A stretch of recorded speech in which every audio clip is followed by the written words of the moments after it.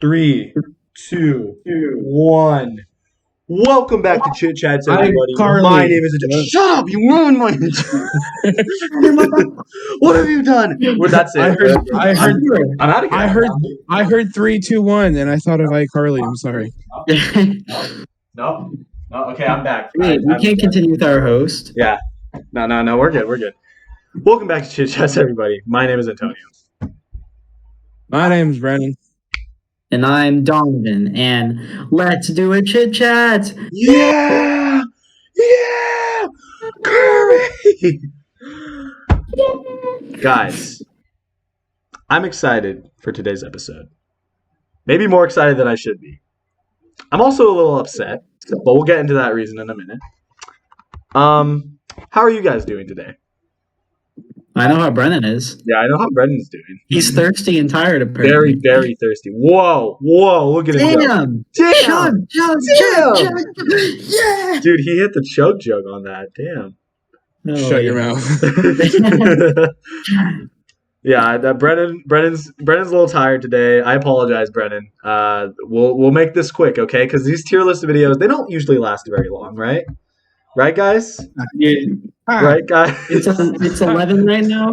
We're going to be here until 12. So. At least 12. Well, hey, maybe we'll be done before that. If we actually, Maybe I won't be in the whole video. Maybe. We'll see. Maybe Brennan will try. All right. Maybe we can try bringing Dean, maybe, if Brennan falls asleep. Yeah. Hey, I haven't even said what the topic is, okay? Even though it's in the title of the video, probably. Basically, we're ranking the Mario games. We already ranked the Zelda games, so logically, we got to rank the Mario games now. And I've gathered you guys because you guys, I know Donovan for a fact has played pretty much every bless you. Brennan or Donovan has played pretty much every Mario game. I've played basically every Mario game. Brennan has played a lot more Mario games than I originally thought. So I think that we're pretty well equipped to rank them. Mario Party.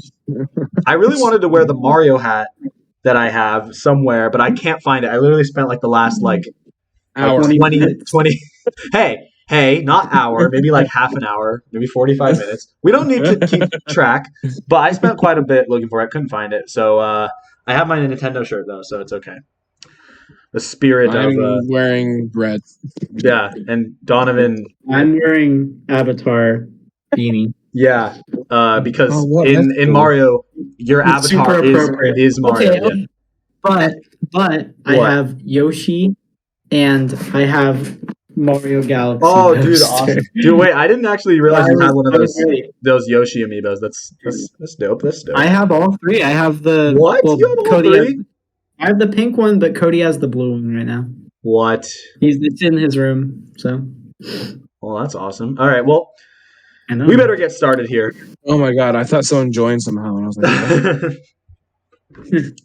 We're going to get started here. I have this tier list with basically we're ranking every main series Mario game because obviously there is countless Mario spin-offs, but there's too many. So maybe that'll be a separate video. I see one that is very confusing to me, but I never mind. I won't say anything about it.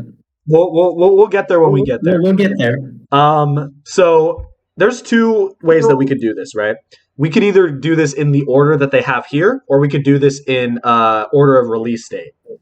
Do it in the order we have it here, because I feel like if we do release date, it's going to take us a while to figure out what the fuck came first. I know. Yeah, exactly. I feel like I'm pretty well equipped with the order that these games came out. But this is mostly their episode, by the way. I'm just here, kind of. Yeah, Brennan, I'll be giving...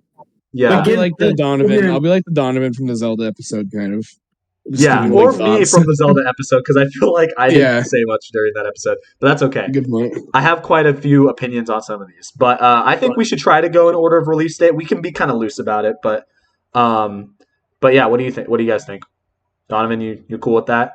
Yeah, I think that's good. Okay. So with that, whatever works. Let's get started. So I believe the first Mario game that's on here that got released was the original one. I don't think any of the other ones were released before. No way. Unless they have Mario Bros, but they don't. Like the arcade. Yeah. Well, I'm confused what this one is. This like Japanese one. I think is this the Lost Levels? Lost Levels, yeah. Oh, okay. So that's the Lost Levels. Yeah, so that came out after. But let's talk about the first Mario Bros. Now. So, what do you guys? That was the first. That was the first video game I ever played. Was the original Super Mario Bros? Yeah, we had an NES. It was like the first game I played was Duck. I don't remember if it was Duck Hunt or Mario Bros, but it was that probably both because they come on the same cartridge, don't they? Yeah, probably Mario though. Yeah, probably Mario. I mean, the original Mario is a classic, like literal classic. Yeah, it's a great game. But that being said, I've never beat it though.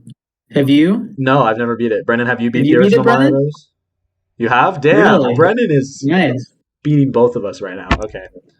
I feel like my uncle. Shut up! Don't say that. No, we don't have to go there. What? Oh, I thought you were going to say because I just said you beat us, and then you immediately started talking about an uncle. Your uncle? Oh no! I meant my grandpa pulled out his old NES one time, and let me play it, and I like borrowed it, and I took it home and played and beat the original Mario. That's awesome. That's not easy. The original Mario. Oh, it was not. It was not. Especially playing it through the original NES. You beat it though. Yeah, how old were you? Probably this is probably 14 or 15. Okay. Nice. Yeah, I could beat it. I could beat it with save states, but doing it on the NES is impressive. Yeah, doing it on the original NES in one try because you can't. It took me like 2 weeks, dude. It took me like 2 still weeks. The fact you did it still, so yeah, gotta commend you for that. I will say those older Mario games are a lot harder than the newer ones. By virtue of like being on the NES and they need like more replay value. Mm-hmm. So they kind of constituted it by like making it super hard so people would keep playing. But every time I play, I like beat World 1-1, go to the warp zone in World 1-2, and then die in World 4. So yeah, that's pretty much what happens to me too. And I don't even bother like trying to go further. Yeah. But that being said, it's a good game. It's a good game, but I feel like it definitely like it you can tell it's the first one. Like I mean like for multiple reasons, but like it's the most basic. Well, here's the Mario thing. game. Do we give it a lower ranking just because of the hardware constraints that were put upon it, you know? That's a legitimate question. I feel like it could have been a better game, but for being like one of the first platformers out there, it's very impressive. I think that's true. I'm inclined to say it's the lowest is like, or the highest is like B for me, personally, or A. Mm-hmm. Yeah. B in between. Just comparing it with a couple other games on this list, I would say probably like a low B or high C for me. Mm-hmm. Brennan, what do you think? The first game? Yeah. Probably a B. Okay, I think B. It's a great game and I love playing it, but it is also extremely rage-inducing. Yeah, that's very true. Very, very true. And I think that a lot more of these games like deserve a lot of praise. I don't know. We'll see. Maybe that's a controversial opinion. I don't know.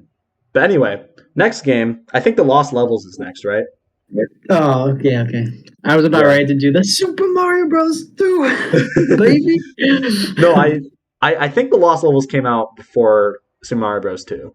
Yeah, I think so too. I think I've never actually played the Lost Levels. I played the first level of the Lost Levels, and that's about all I know is that it's very hard. Like it's like very, very hard. I haven't played it either, but I watched Chugga Conroy play it. Oh yeah? Oh, I didn't know he played it. Yeah, he did it for like a short April Fool's Let's Play. Oh, okay, yeah. I don't know. I feel like I've never played it, so I don't really have much to say about it. But Donovan, where would you place it based on the one level that you played? It's like the original Rage game, I feel. I mean, like a lot of the NES games are super hard and they make you rage, but like I feel like that game is specifically designed to be harder than Mario 1, and Mario 1 is already hard enough. Mm-hmm. So like I don't know. I really don't have much of an opinion on it like you, but I put it in D just cuz like I don't know. I feel like I wouldn't have fun with it because it'd just be too hard. Yeah, I don't. I think D is. I was gonna say we could put it in never played, but like for the sake of like, because trying to put all of them in a ranking, I think D is fine. I think if I don't know, maybe we'll change that later, but we'll see. Yeah, for now, it'll be in D. Super Mario Bros. 2 is a weird game because it's not even really like originally a Mario. I don't know why. I don't know why, but I think of Super Mario Bros. 2, and I instantly think of the video that Chris Pratt posted when he was confirmed about the whole Mario thing. And he's like, I watched that earlier. Mario. Yeah, it's a me, Mario. Yeah. That's like I am glad though that he confirmed that he's actually been doing Imagine that's the last thing you hear before you die. It's just Chris Pratt. Hey, it's me, Mario. Mario. It's so dude, great. Mario 2 was weird. Yeah. It's weird how it's based. No, it's good. Like it's not even a bad game. It's just a weird game. No, yeah, it's not bad. It's just it's fucking weird. Mm-hmm. Yeah, I haven't played much of it. As a kid, this is the actually no, I've beat Mario 3 as well, but as a kid and with my NES, I had the original Mario, I had Mario 2 and Mario 3. And Mario 2 was like by far the game I played the most. I never played Mario 3 until I downloaded it on the Wii shop when I got a Wii. Oh really? Also, don't mind me. I'm just ordering. I'm ordering the games in order of release date. But yeah. I might disappear a little bit and go get some dinner, but I'll be back. Okay. That's fair, dude.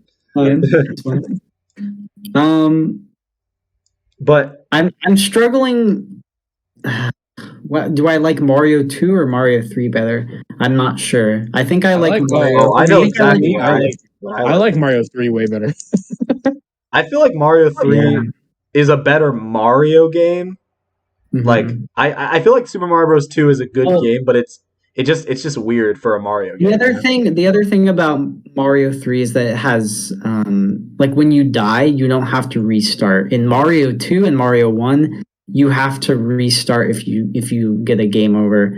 And I see that as like that's like a major factor in my enjoyment of these games. Yeah, I think that's fair. Especially the early ones. So I'd say Mario 2 probably gets a B tier from me just by the mere fact that if you get a game over, you have to restart. And at that point, it's like, well, I don't want to keep playing anymore.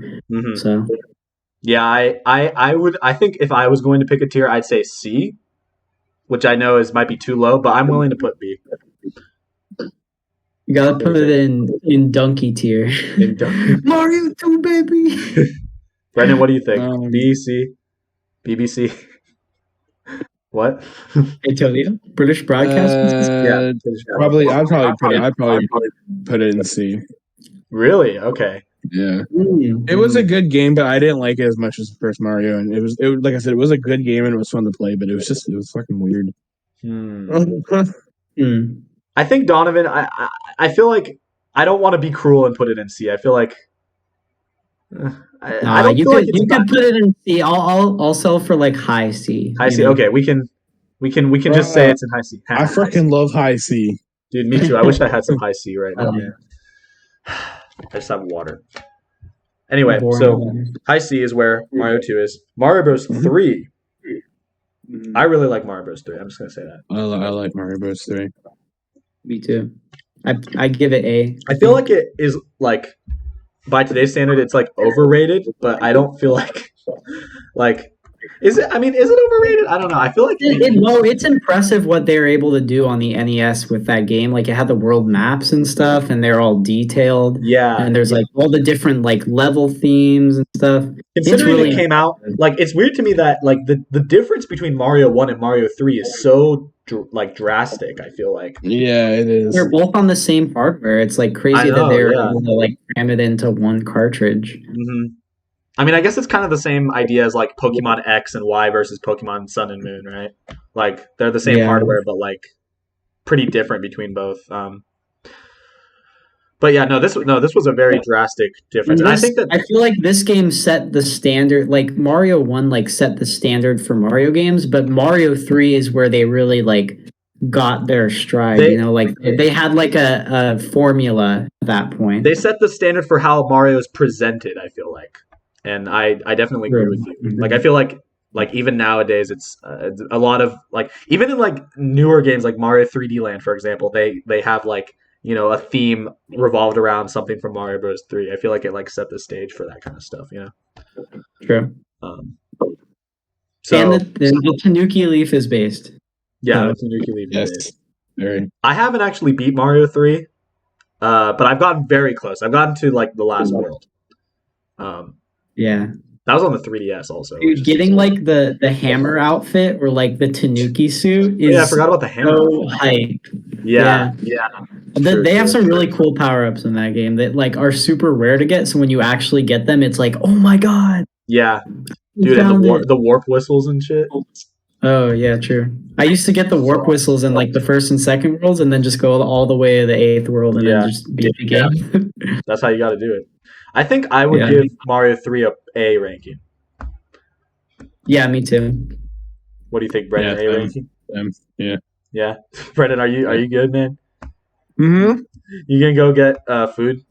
Get something to eat, dude. Yeah. We can carry this without you. We can carry it on, and then if you want to come back. What's the next game? What's the next two? The next game is Super Mario World. Oh, fuck you. I'm staying here for that one. Okay, yeah, no worries. No, we're not trying to kick you out. I want you to... No, I know. I'm just saying, but this game was a classic. I loved this game. Oh, yeah, me too.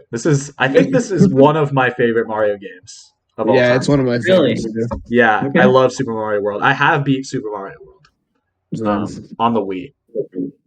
Dude, I think we beat Super Mario World together, Antonio, or we at least played it a lot. We played it a lot together. Well, this is one of those games where like the multiplayer is just you switching off every level, right?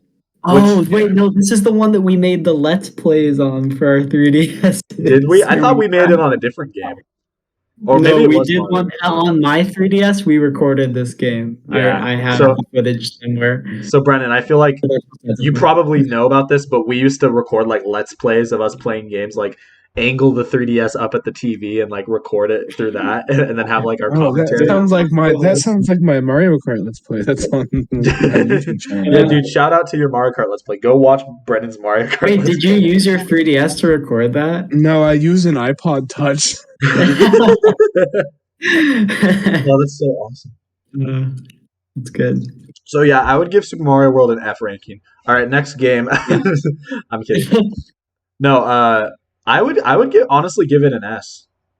I think it might be my favorite 2D Mario game. Yeah. That's like I don't know, like there's something about how the world is laid out, like Super Mario World.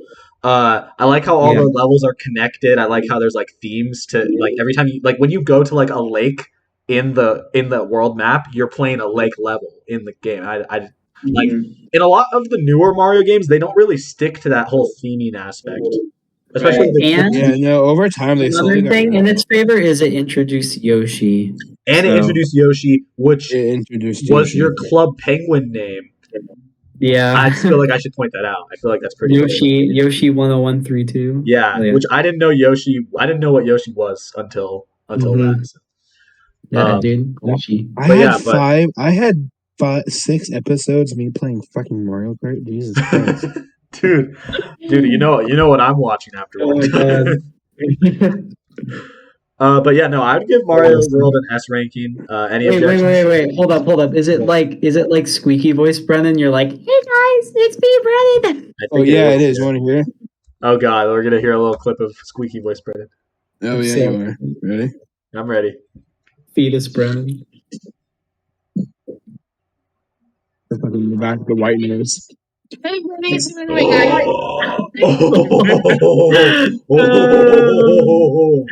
Oh my god! And then look how I recorded the shit. Oh my god, the camera angle's so bad too. Look at that. You see my whole TV setup and everything. Dude, yeah, that's the setup. Dude, that's anyways, back to Super Mario World. Yeah.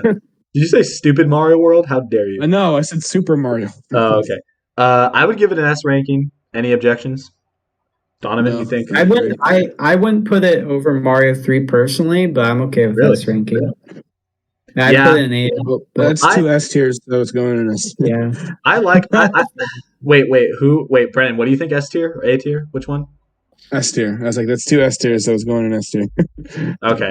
I like Mario 3 a lot too. I don't know. There's something about Mario World that just draws It's me. just an like old video. Mario 3 more, but I played New Super Mario Brothers Wii on the same thing with my dad.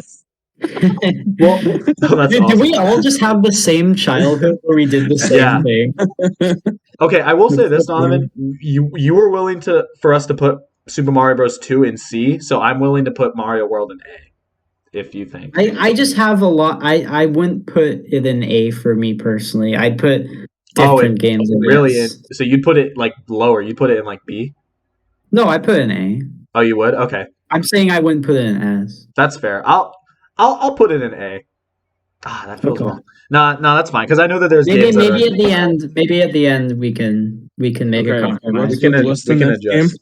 Next game is Super Mario World 2, which I knew Donovan has stuff to say about. Yes, Yoshi's Island is my favorite platformer. My favorite platformer of all time. So S tier. Are you going, Brennan? What? Yeah, I haven't played this one, so I'm gonna go grab food. Okay, sounds good. All right. Sadly. Well, this isn't even like you could argue that this isn't even really a Mario game. Right. But I'm not saying it's bad. They didn't eventually become a series like the Yoshi games. Yes, there's a whole different series. This is like arguing that the Wario Land games are Mario games because the original Wario Land has Super Mario World 3 in it. Yeah, which that's kind of a dumb argument, but since it's on this list, we should count it. Okay, I feel like I already know where you're gonna put this game. S tier. Yeah, like, I love this game. What is so compelling about this game? I'm not judging you. I want to hear why you like this game so much. It's just a great platformer. The level design is solid all the way through the game. It's challenging near the end, but not too challenging to make you want to give up. Mm-hmm. It's just a fantastic game. I feel like I'll admit a lot of it is just the nostalgia, but still every single time I go back and play this game, like on the SNES Online app or whatever, I still have a great time with it. Mm-hmm. So yeah, I'm advocating for S tier for this one. I mean, very good. It sucks now because we only have two people, so we don't have like a like if we have like a stalemate like this, where we can't decide between two different tiers, we don't have like a third person. But I would personally put it in probably B at the highest. You played all the way through it? No, okay. I've played like through the first couple worlds, and it was pretty good. Okay. Wait, when did you play through it? I played through it on the Wii U, maybe in like 2014. So I don't think I have that same sort of nostalgia for it. Yeah. Okay. I still think it's good though, and I'm willing to go with A tier for it. A tier? Yeah. Well, okay. So Brennan said he didn't have an opinion, right? Yeah, Brennan said he didn't have an opinion on it. So. Okay. But I think since I say B tier, you say S tier, I think the best way to go about it is meet in the middle and say A. Okay, I agree. But high A though? High A, yeah. See, I'll put it more to the left of A. So okay, just to make me feel better. Yeah, it represents that it's in high A. Because okay, Super Mario Land is also a weird Mario game. Yeah, that's a very weird game. And we're not there yet, but Super Mario Land 2 is also even weirder. That's true. It is. And I've never played either of them. Oh, really? I just remember watching you. I remember you had Super Mario Land 2, and I remember watching you play it, but that's the only experience I have with those games. So. I eventually got both. I've played through both of them. More so Mario Land 2.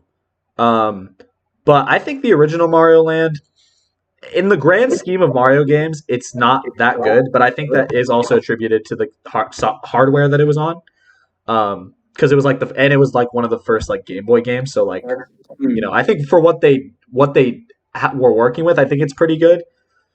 But when you're comparing it to all the other Mario games, I think it's C tier at best. Maybe the way I see it is it's like, you know how with the NES they had like Mario 1, which was like pretty limited, and then they had Mario 3, which was like crazy for that hardware. Mm-hmm. I kind of see Mario Land 1 and 2 in like the same light, where like Mario Land 1 is the Super Mario Bros. Of the Game Boy, and then Mario Land 2 is the Mario 3 of the Game Boy. I agree, because I'll say this, Mario Land 2 is definitely better. A lot better. Yeah. You can just kind of see that by watching the games like side by side. Mm-hmm. Like you can just tell that the second one is better. Mm-hmm.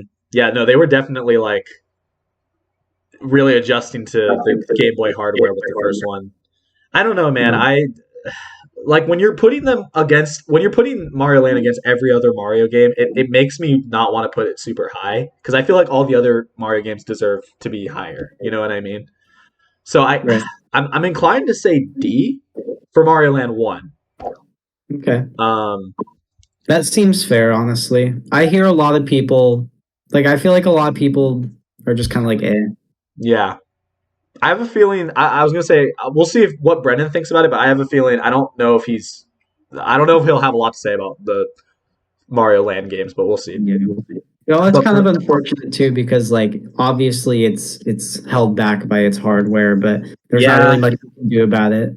It's based off our personal enjoyment of the game, so. Yeah, exactly. And here's the thing. I could put it in C, but it feels weird to have it next to Mario 2. You know what I mean? Right. Honestly, if there was going to be an F tier game, I could see Mario Land being it. Yeah. I mean, we wanted to put something in F tier. I feel like I'd rather put the original or the Lost Levels in F tier. That's tough. It's kind of tough to put any of them in F tier. Yeah. I mean, I've never really played through either of them. Because Mario Land had at least the benefit that it was portable. So it was like a portable Mario game. So I think that kind of puts it a little higher. But that being said, either way, I'm just going to keep them both in D. I will say I'd much rather play through Mario Land than play through Super Mario Bros. Or play through the Lost Levels. Yeah, exactly. Because Super Mario Land, you can at least... It's actually also a very short game. You can beat it really quickly. And I don't feel like I think some people would say that makes it worse, but I think if you're enjoying a game, it doesn't matter how long you play it for in a way. So that's true. But either way, so we'll go for D tier for that. Yeah, let's just keep it a D tier for now. We'll see if Brendan has any objections. And do you want to rate Mario Land 2 while we're at it? Yeah, sure. Let's get the Mario Land out of the way. So Mario Land 2, I think it's, like I said, I think it's definitely better than the first Mario Land game. It's also a very weird game, but I think it has charm to it that like certain other Mario platformers don't have, or like there's some wacky games on here, but like when I look at all of them, the one that stands out as like the weirdest is definitely this one. You know? Yeah. Because it's like it's got the bunny. I love the idea of the bunny. And then the final boss is Wario. That's so great. Well, this was the first game that Wario was in. Is that true? Right? I'm pretty sure. And so that obviously puts it up there for introducing Wario. I mean, come on. Yeah. Wario's Wario. I don't know. I think it like the difference between Mario Land 1 and Mario Land 2 is pretty substantial. I'd say I enjoyed it. I'm struggling if I want to put it in B or C. I think it's... Here's the thing. I think you should put it in B, because if we didn't have this game, then we wouldn't have WarioWare Get It Together. So that's true. It all led up to WarioWare Get It Together. Yeah, it's like an incline. Yeah, it's a butterfly effect that just like the rite of passage. The catalyst, one might say. Yeah, I think I'm willing. The cursed image of me standing on top of the Empire State Building with WarioWare Get It Together. Yeah, that is an iconic picture. I think I'm willing to put it in B tier. Okay. I think it's in low B tier, though. I'll say that. Okay. Low B tier, that's fair to me. Yeah. Okay, so pretty much... Okay, can we just get Super Mario Run out of the way? I feel like it's such an outlier. Yes. But first, I have to show the image that I'm talking about. Oh, yeah. There it It's me is. standing up the Empire State Building with WarioWare gift tickets. Dude, that was the day you got it. Taken by Antonio. Yeah. So I think Andrew took it and then I deep fried it. Oh, okay. Yeah. So It's awesome. so cool. I know, I love it. Okay, Super Mario. Okay, wait. First, Brennan. Brennan, we just ranked Super Mario World 2, Yoshi's Island, Mario. Oh, I don't think you can hear us. What? We just ranked 3 games. We ranked Yoshi's Island, Mario Land 2, and Mario Land and Mario Land 2. So Mario, we put Super Mario Land. The only one I played was Mario Land 2. So where'd you put that? We put that in B tier. Agreed. Okay, move on. I think it's in low B tier, but yeah. So that's that. I'm glad you're back because the rest of the games we have here are pretty like substantial games. Yeah, I'm pretty sure I've played most of these. The exception of the one that we're about. Yeah, but we want to get Super Mario Run out of the way because I just feel like it stands out so much. I don't even know why it's on this list. Did you pay for the full version of this game? Because I didn't. I only played the demo. I played the demo. I thought it was fine, but it's very run-of-the-mill Mario, and honestly, I got bored of it after like 5 minutes. So. Yeah, I don't think it's compelling at all. Like it's just a mobile Mario game. You just have to jump. That's it. Yeah, exactly. I mean, like, I commend them for trying. Honestly, I don't know what they would have done different for like a mobile Mario game. Yeah. But like, at least they could have made it so you control Mario other than just his jumps, you know? Yeah, definitely. Yeah. But you know, I think it's in the same sort of way that like the Super Mario Land games were held back by being on a Game Boy. Obviously, this game is held back by being exclusively for smartphones. I don't believe that at all because you can play fucking Fortnite and like Call of Duty Battle Royale and stuff on your phone. So I don't buy into that at all. I feel like they could have made something a lot more. Even Mario Kart 4 is like better than that. I'm gonna play devil's advocate here, right? Mm-hmm. I think despite like the thing about mobile games, the thing about putting console games on mobile, which was a Scott the Woz episode, by the way, a recent one, is that they have to be constrained to the touch screen. So like you really can't do much. Like you can put buttons on the touchscreen, but it's still kind of weird, you know, because you're not actually tapping like a physical. Sonic 4 was like, I'm pretty sure Sonic 4 Episode 1 was a mobile exclusive, or maybe it was on Xbox. No, it was on Wii. It was on WiiWare, I'm pretty sure. Oh, okay. Well, regardless, I mean they fit that game on the phone, and still like you could control Sonic. So I feel like they could still make it work. They just tried to make Super Mario Run for like literally like the easiest thing so that like anybody could play it and get enjoyment out of it. Which you could argue that that's good or bad, but in this case, for me, who's a hardcore gamer, right? I mean, you're speaking to a hardcore gamer right now. That is not good. I feel like we're spending way too much time on Super Mario Run. I feel like we should just put it in F tier and move on. I like how I'm calling myself a hardcore gamer and like literally we're talking about Mario right now. Mm-hmm. Yeah. Hey, Mario is a hardcore game franchise, dude. Mario, yeah. Mario is like very niche, so. Oh yeah, definitely. But yeah, I think Super Mario Run is F tier. Like it's just, I don't know. I don't think it compares to the other ones. I don't care if it's in C, D, or F, whatever. Yeah. Wherever you want to Brendan, do you have any objections? All right. Let's move on to the good stuff. All right. Yeah. Besides Super Mario 64, because that one sucks. Okay, Super Mario Sunshine. What? I'm kidding. Super Mario 64. This is like another classic game. This is like what Zelda, what Ocarina of Time did for Zelda, this game did for Mario, obviously. So like, yeah. And I think like I don't care who you talk to. I think like anyone that's played this game has good things to say about it. You know what I mean? Yeah. Now, did you play the DS version or did you play the original? I played both. I played both. I played both. But what'd you play first? I played the original first. I feel like I played the DS version first. I don't remember. Did you have it on a Virtual Console on Wii? Yeah, I had it on. I had the original Super Mario 64 on Virtual Console on Wii, and then I think I actually got Super Mario 64 DS later. So I think I actually did play the original one first. Um, I will say this. I think this might be a controversial opinion. I think I prefer Super Mario 64 DS over the No, original. I don't think that that's controversial. I feel like more Oh, really? people agree with you than you think, because I agree with Really? that too. Not just because it's I like do too. the first version that I played, just because like it adds characters, it adds a couple stages, it adds the mini games. Like I feel like it just benefits from having those additions. And I think considering the fact that it's a remake, they didn't have to add all of that stuff. They could have just made the models better and then called it a day. But they went like above and beyond, and I think that makes it a lot better.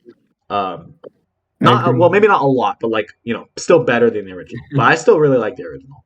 They should make an HD remake of Super Mario 64 DS. I would eat that up. Dude, yeah, no, I agree with that. I think they should. But then they couldn't call it Super Mario 64 DS. That'd be weird. They'd have to call it something else. Yeah, that's true. But I think I'm willing to put it in. This might sound weird. I think Super Mario 64 is an A tier for me. It's not an S tier. I know is that weird? No, I think so too, because I was gonna say the same thing, because I have two other Mario games on this list that I would put above Super Mario 64. Yeah, so it would same here. Be my S tier. So yeah, I agree with that. High A tier. I feel like a lot of these are going to be A tier. Like a lot of these remaining ones. Well, that's not true. No, I don't think so.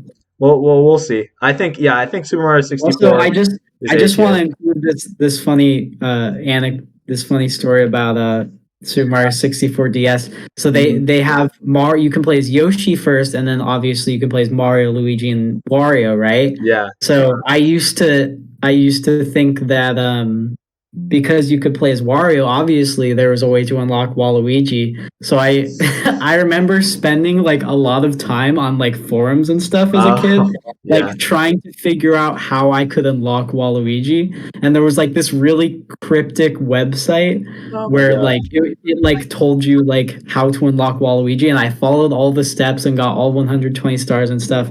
And then like nothing. And I remember being so this utter disappointment. Oh my god. Okay, but we all fall for stuff like that, right? When we're kids. Yeah. I remember like Hero Brand. I'll tell that story when we get to it, but okay. There's a record book somewhere that was called like world records for like gaming's biggest like conspiracy theories and shit like that. And two of the ones in there was the Super Mario 64 Luigi is real / Waluigi is real. True too. Because there was always the rumor that Luigi was playable in the original, and then there was the rumor that Waluigi was playable in the remake. Yeah. Yeah. So, it just like history repeats itself, I guess. Right? Honestly, it's so random that they would have Yoshi playable instead of Waluigi. Like, why not just have like the four Mario brothers? I disagree because I think Waluigi. I don't feel like there's much original stuff you can do with him compared to Yoshi. Well, that's true, but like that was the first game that Wario was playable in like a mainline 3D Mario game. So that's true. I feel like they could have just added Waluigi, and then Waluigi is just destined to be put to the wayside. Now it's seen as like weird to add Waluigi as a playable character in like a mainline Mario game. Yeah, that's true. That precedent was set by Super Mario 64 DS. So like, hey, maybe they'll make an exclusively Waluigi game. Would that? Do you think that would satisfy you, Donovan? Honestly, I don't even really like Waluigi that much. I don't know why I'm advocating for him. There's something about his face, man. All right, yeah, it has that look. So wait, Brendan, do you agree with Super Mario 64 and A tier? What? We can't hear you. All right. You said high A, right? Yeah, probably high A. And then yeah, I agree. Because for me, it is an S tier, but that's just because it was like my childhood, you know. Nah, yeah. But gameplay wise, yeah. I don't want to spend too much more time on it, but I do think like the gameplay. Let's just say the gameplay of Mario 64 or of Mario games in general has improved since Mario 64, right? Sure. There's something charming about those kind of rough first 3D controls, though. Yeah, that's true. They really did do the best that they could for the N64, but that's true. Moving on, anyways. All right, moving on. Right. Super Mario Sunshine. I have had Super Mario 3D All Stars for over a year now, and I still haven't touched this part of it. So I touched it. I played like probably 10 stars through, and then I stopped. Yeah, didn't like it. I think part of it has to do with just that I don't have the nostalgia for it like I do for the other games, but yeah, I never got to play this one, so this is all you two. Okay. From what I've played, it's decent, but it's definitely my least favorite 3D Mario game, even considering 3D Land and 3D World.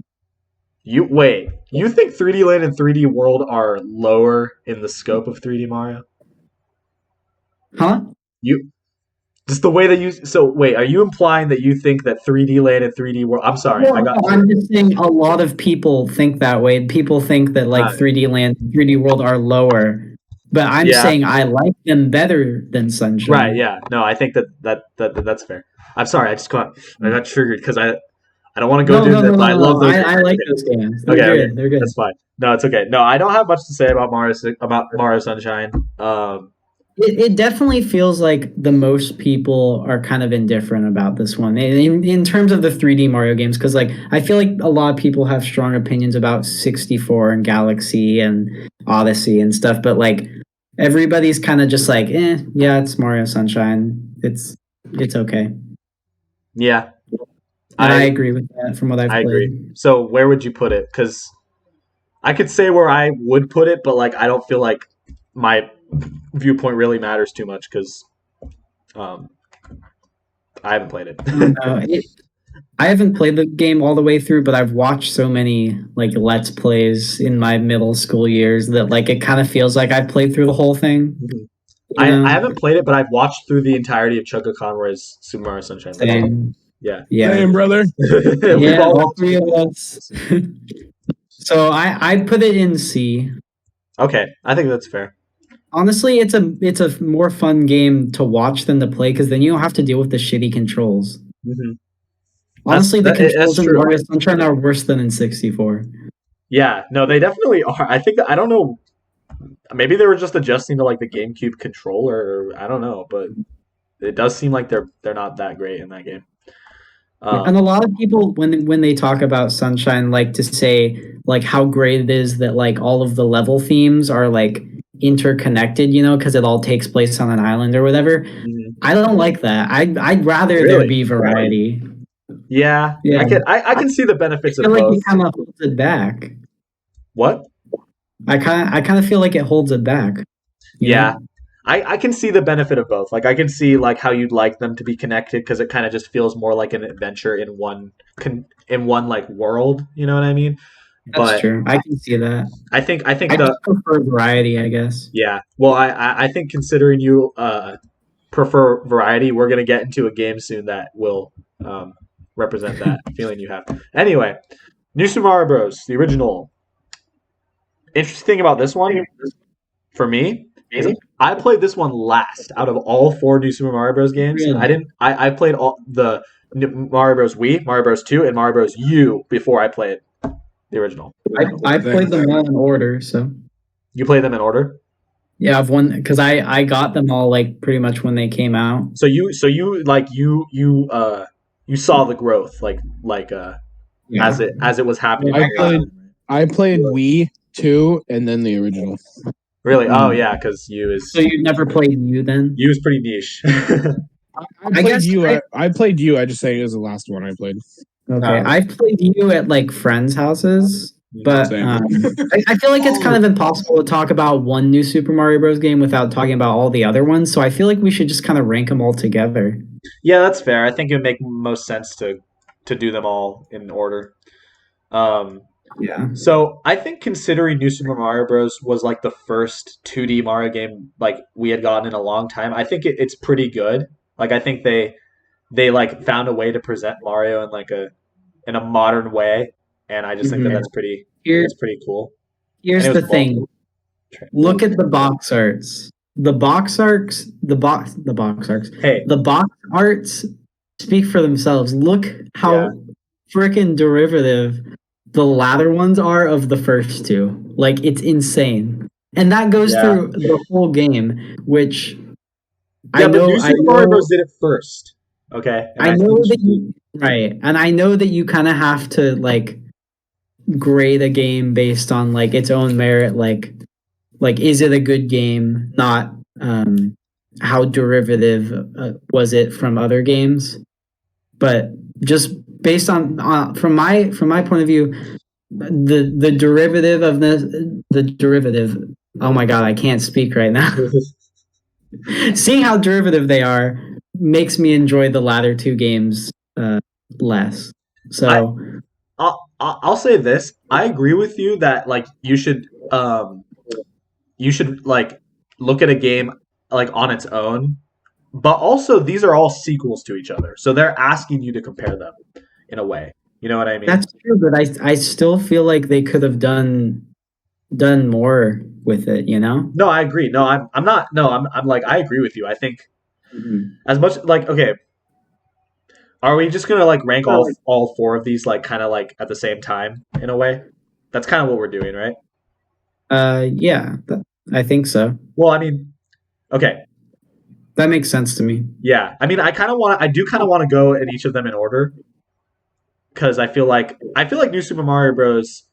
Is the least like is the or I should say it's the most creative out of all of Well, them. because it was the first, yeah. Yeah, but even when you consider that it's the first, if you just look at the game and like look at certain aspects of it, it has like stuff going on that I don't feel like they carried on into like the later ones. Like the shell power up, for example, the whole like the bosses Well, I were mean, original. they always gotta like carry on, like they always gotta have different power ups, right?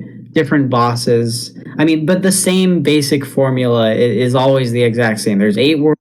It goes grass, desert, blah blah blah. All the Yeah. level design is like pretty similar for the most part. Mhm. I'd say the only things that really change about them are like the graphics, the bosses, somewhat, and then like the power ups. Yeah. That's basically it. And then, Yeah. like, I guess the world maps get better too, with the exception of New Super Mario Bros. 2. But Yeah. you I could don't. also argue that the series is so like plasticky and standard because it originated on the DS, you know, because there was hardware limitations there, and so they had to make the art style super basic. Mhm. And then they just continued that through the whole thing, which I think is an argument that's worth considering, but I don't know. I feel like we could make a video about these games, like a single video about these games, because I feel like there's a lot to say about, Well, and yeah, people right. have, And then but yeah. with as much as we're kind of talking trash about them, I do still love the games, and I know you do too. Yeah, I have like a kind of I think in the same way that you have like a nostalgia for Yoshi's Island, I have a listless nostalgia for basically all of the new Super Mario Bros. Games, and I that's like a they're like guilty pleasures of mine. Like like even like the later ones that are more derivative. I agree. I think the first two, I feel a little bit. I don't feel as bad for enjoying those, but like the Yeah, last two, you're right, are definitely guilty New pleasures. Super Mario Bros. U in particular, I Like, really enjoy right. that game, and I feel bad that I enjoy it because I feel like it's so derivative and there's like so unoriginal, but at the same time, Right. like I have so many fond memories of like playing it with friends. You know, make it well. Actually, more so the Let's Plays come from New Super Mario Bros. Wii, which I also have a very listless nostalgia for. Yeah, I remember we tried to record us playing New Super Mario Bros. Wii at my old house, and Mhm. Ellis was there, and he kept like getting in front of the The camera, 3DS. yeah, we were like, no, you're messing it up. Yeah. Yeah. Okay, I think we Fun. should just. Okay, I'm gonna say my ranking for each one of them, like just right off the bat, right? Because I don't want to spend too much time on each one individually. New Super Okay. Mario Bros. One is a is a C tier. Maybe only because I played it last. As much as I had good things to say. Definitely because you played it last. Yeah, I think it's definitely because I played it last. New Super Mario Bros. Wii is A tier. Maybe S tier. New Super Mario Bros. 2 is... You know what? I'm changing my ranking. New Super Mario Bros. Is B tier. New Super Mario Bros. 2 is C tier. Okay. New Super Mario Bros. U is A tier. That's my ranking for those. They each get a different one. Okay. Let's start with Let's start with the original New Super Mario Bros. I think B tier is like fair. Yeah. Personally, just because of nostalgia, I put it at A, but B is fair. B is fair. Okay. New Super Mario Bros. Wii. New Super Mario Bros. Wii is an A tier. There's no way that that's an S tier. Listen to me. It's S tier because it's multiplayer. First 4-player multiplayer Mario game. It's easy to pick up. So many people can play it. You literally just put the Wii remote on your side. You would not believe the amount of hours I have in that fucking game. It's so fun. I've replayed it multiple times. You know, they had to design the levels over like for 4 players, and they're so fun. It's so expansive levels. You know what I mean? It's not too challenging, but it's challenging enough. Like the special world, for example, is challenging, but it's challenging where you don't get mad. You just get like, oh, I want to beat this game. You know what I mean? The box art is red. Yeah. You're running out of things to say about it. It is S tier. I'm putting my foot down. It's S tier. Come on, it's 2 against 1, Donovan. I know. Okay, fine. You know what? Okay, how about this? I'm willing to rank up there with Mario Galaxy and Mario Odyssey. Hold on. I'm willing to make you a deal. Spoilers. I will put New Super Mario Bros. Wii in A tier if you let me put Super Mario World in S tier. Fair. Yeah, that's fair. That's completely fair. Okay, fine. I'm willing to make that swap. Because I don't want A tier to get too crowded. It's going to get too crowded no matter what. But yeah, okay. So we got New Super Mario Bros. Wii out of the way. New Super Mario Bros. 2. What do you think of my C tier rating for that one? Agreed. Yeah, it's the most basic out of the 4 most basic games in the universe. So I would say, yeah, it's C tier. The only thing I introduced was coins. Yeah, they were trying. Wow, I can't believe they introduced coins to Mario. they try. I think they tried to rely on the whole coin aspect for that game a little too much, and I think that makes it too basic. This was like during the era of Mario games where they just tried to make them as milk toast as possible. You know what I mean? Because like Mario Kart 7 came out around then. It was like pretty basic for a Mario Kart. It's really vanilla Mario. It's super vanilla. Same with Mario U. And I would not put that in A. I'd put that in high B. But yeah, I think considering I'm putting New Super Mario Bros. Wii in A, I think New Super Mario Bros. U should go in B. Yeah. I just think that like when I look at the 5 games that you put in A, I would not put New Super Mario Bros. U with them. Yeah, no, that's fair. That's definitely fair. I think I was letting my nostalgia get the best of me a little too much for a minute, but I grounded myself. I'm good now. So yeah. Wait, what about New Super Luigi? We're still ranking Mario games.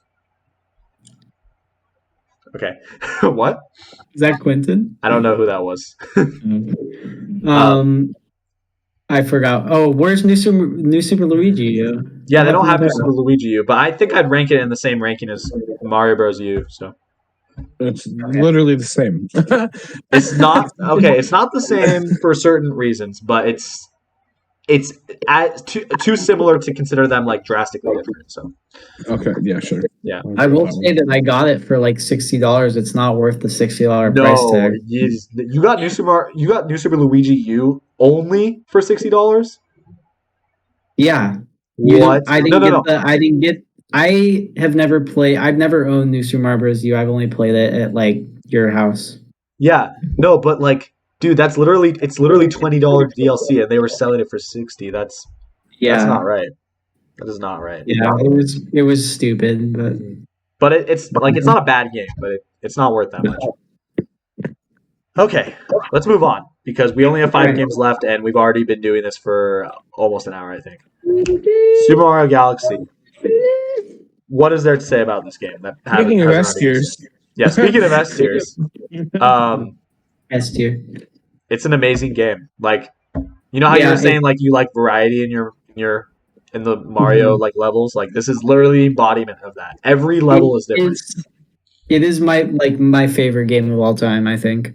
It's either that or Wind Waker is my favorite game of all time. Really? I didn't realize Wind Waker was one of your favorite games. That's fair though. Super Mario Galaxy is so good. I don't think putting it anywhere less than S tier would be fair. So yeah, S tier. It's just like whenever, like literally, you could play any song from that game, and I would immediately know it. I've played that game so many times. I think I've probably played it upwards of like 10 times, just all the way through, all 240 stars. It's a fantastic game. Yeah, the music is good. The graphics are good. Considering it's on the Wii, the graphics are really good. They have like an interesting story too. Like they have Mario never has good stories, but in this game they did. Yeah. So that's a good aspect of it. What else is there to say? The level design is good. The platforming is good. The cinematic is good. The power ups are good. You can be a bee. You can be a bee. You could be a bee. You can be a bee. You can be a ghost. It introduced like one of my favorite Mario characters, Rosalina. Rosalina, yeah.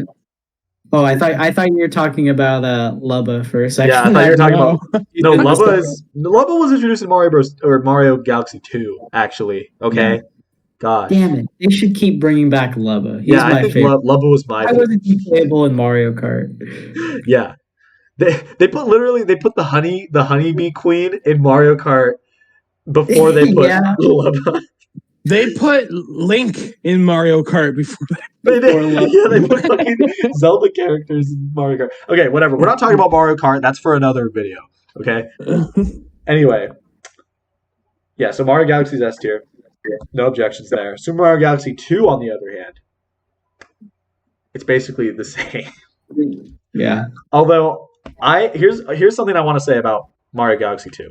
I played Mario Galaxy 2 well before I played Mario Galaxy 1. And I don't know if this is why, but I think I like Mario Galaxy 2 more.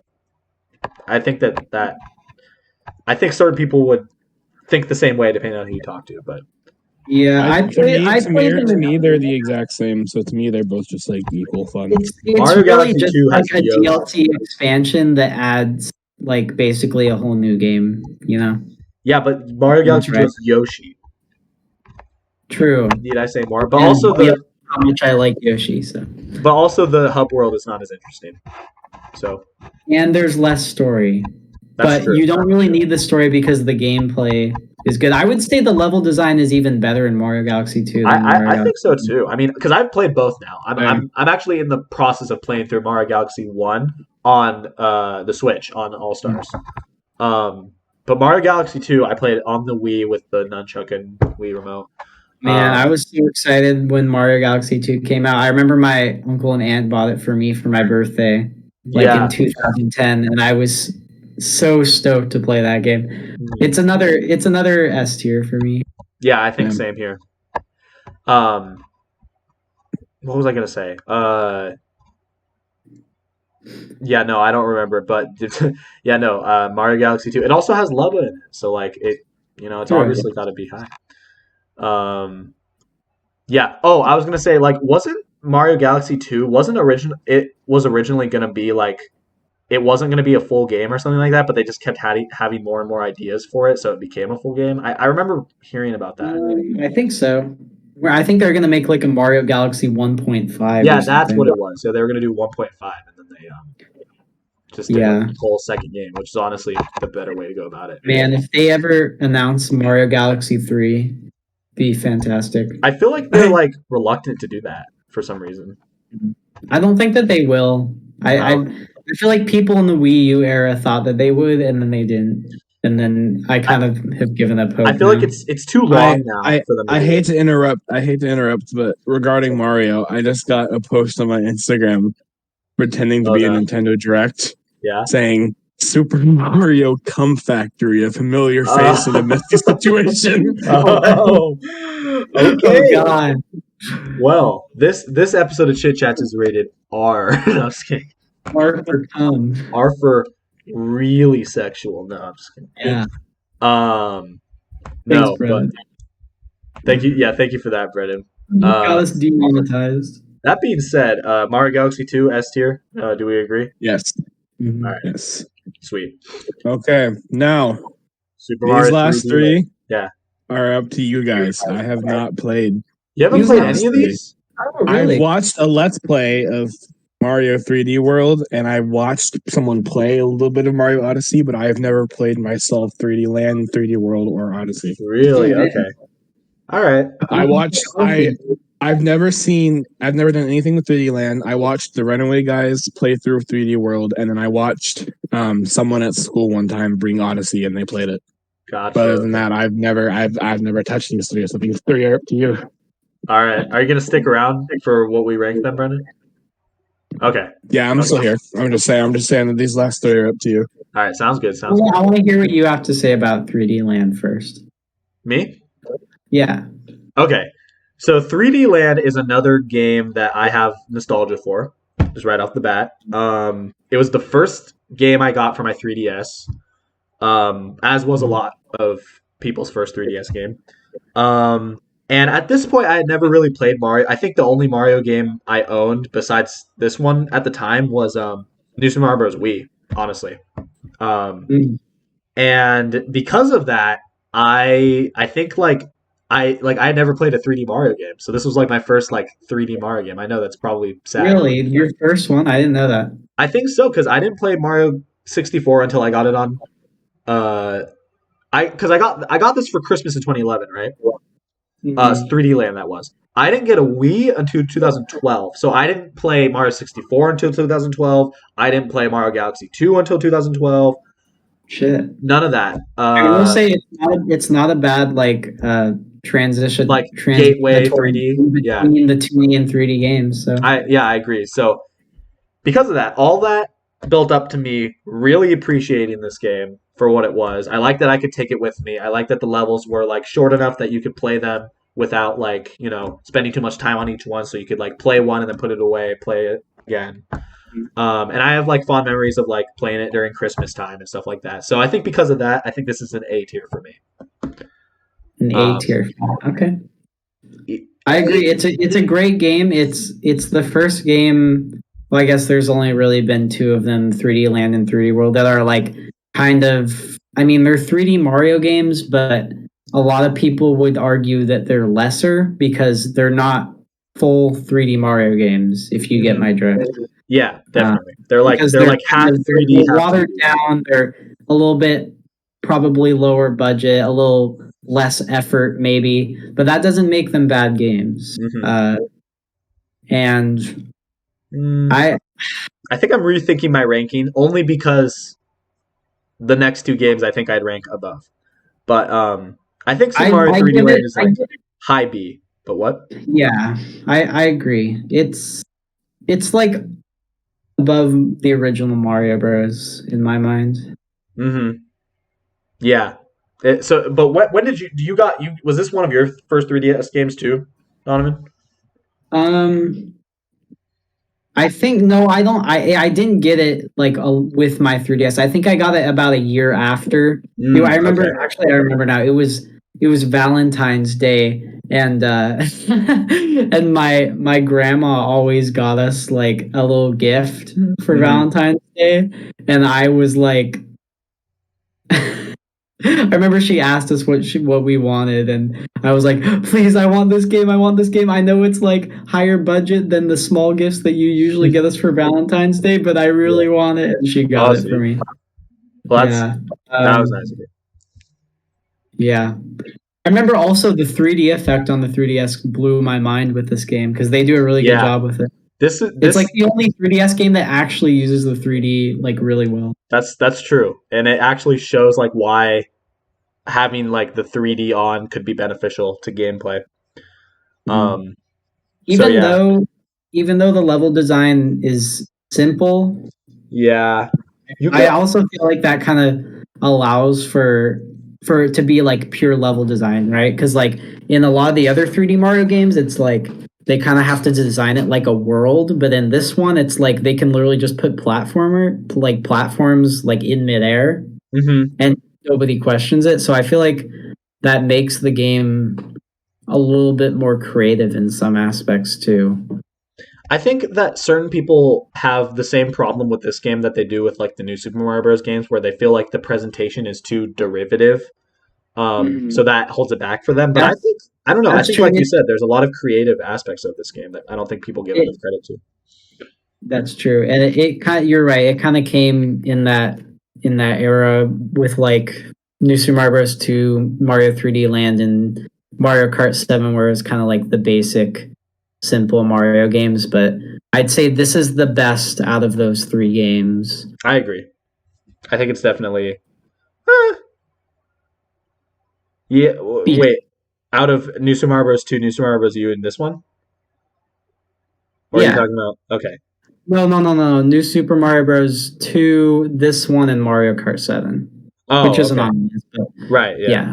Okay, it's the best out of the 3. Yeah, I agree. I think I'm putting it in high B tier. Yeah, I agree. Okay.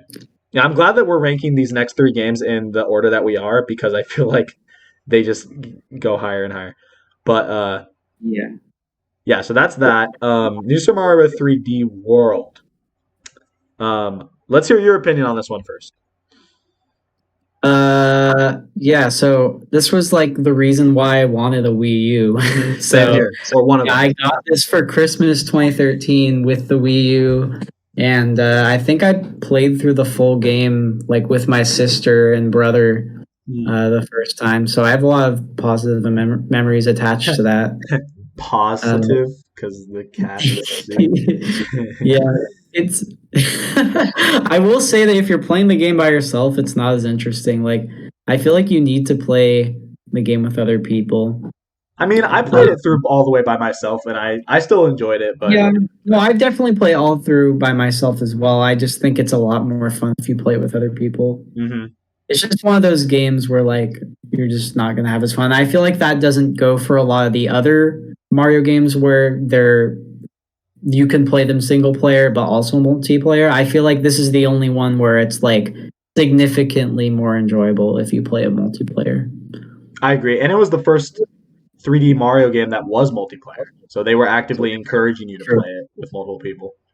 I will say I love this game, but going back to it, like whenever I like make a new save file or like try to come back to it and play older levels, this one is consistently like one of the hardest Mario games for me to actually go back and play. Because I feel like I've kind of gotten everything out of it, and there's no need for me to go back and play it. Whereas I don't feel that way with a lot of other Mario games, and I don't know why that is. Very true. I can definitely like agree with you on that, because I definitely have like thought about playing through Super Mario 3D World like again by myself, and it just doesn't compel me. I did get the remake or the re-release of it, the Bowser's Fury edition. And that made me play through it again with my aunt, actually. So I will agree with you that like playing through it with another person makes it more fun. And they added Bowser's Fury. You should rank Bowser's Fury, like even though it's not on the list, you should rank it separately. The thing about Bowser's Fury is that it doesn't feel like it's a full game. It like, and it's not, but it definitely like I'd rather rank it with Super Mario 3D World as a package. I know that that's technically not what is represented by this icon, but like I think that like if I'm, because Super Mario 3D World, the most recent release is how like a lot of like people nowadays are going to be playing it. And I think that given that, I'm pretty sure the Switch version has already outsold the original Wii U version. I would not. You're definitely right about that. I think it's like it's a very good game. Like to put it simply, there's a lot of like new ideas that they add. There's a lot of like you can play as like all 4 or technically 5 different playable characters. Rosalina being an unlockable is really cool. You know what I love about the game? What? The fucking mouse enemies. The mouse enemies. I love those little mice enemies, dude. They're so funny. And they like run on the little rolling. Oh yeah, the roll. Yeah, and they like jump and look at you and stuff. Best part of the game is the mouse enemies. Oh my god, dude! Like Lubba, the mouse enemy. The mouse enemy. Mouse. Okay, we should rank Mario enemies. Mouse enemies S tier. S tier Mario enemy. Yeah. Yeah. That's another thing about 3D World though, is like I feel like it was in the era where it was like kind of coming out of that basic Mario game era. Definitely, yeah. Where they were more willing to experiment with the formula and the presentation a little bit more. So there's a lot of like ideas in that game that don't come back, like a lot of the enemies and like Plessy as well, the Plessy levels.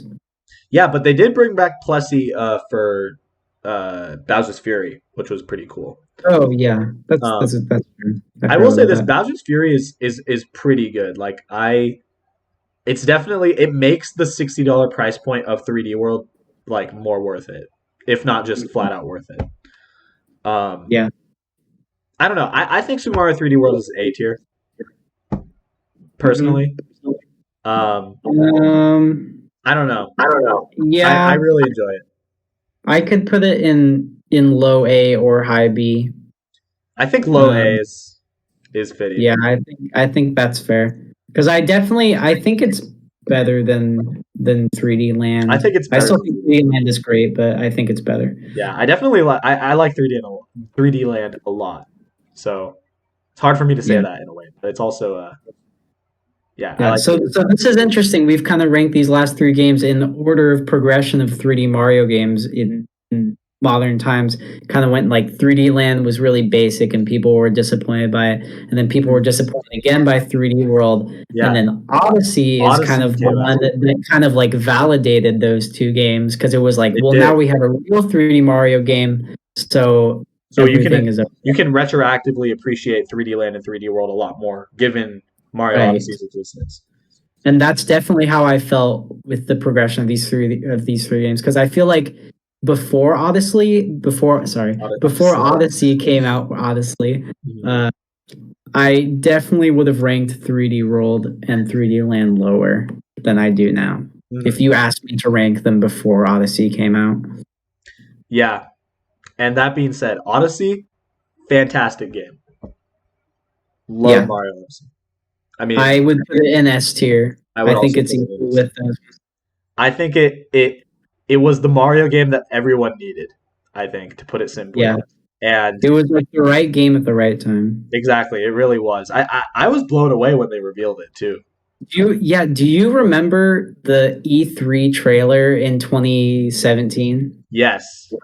I still go, like, occasionally I'll go back and watch that, like, when it's in my YouTube recommended, because that trailer is damn good. Brennan, remember when we were eating at the Chinese place and we literally were sitting there? We pulled up the original Mario 6 or Mario Odyssey like E3 trailer and watched it. Yeah, we just started watching all these, like we watched like the couple of the Mario Odyssey trailers. We watched a couple of the Breath of the Wild trailers. The Wild trailer from the same year, yeah. Yeah, we just watched a bunch of those old trailers because it just for some reason, like in 2017, Nintendo killed it with those trailers. Yeah, they were like they literally put. I think they just wanted to like make up for the Wii U's failure, so they were just like, let's put all of our like energy on this year specifically, and I think it really made a difference. It like jump started the Switch, I think. It's such a huge success. I played through Mario Odyssey like literally I think a year ago today, and I loved it every minute of it. So like there's never a dull moment. No, there's not. It's so creative. It's I think it's like probably one of the most creative games on the list, and especially with like all the Cappy power-ups, like it's insane what they're able to do with it. You know?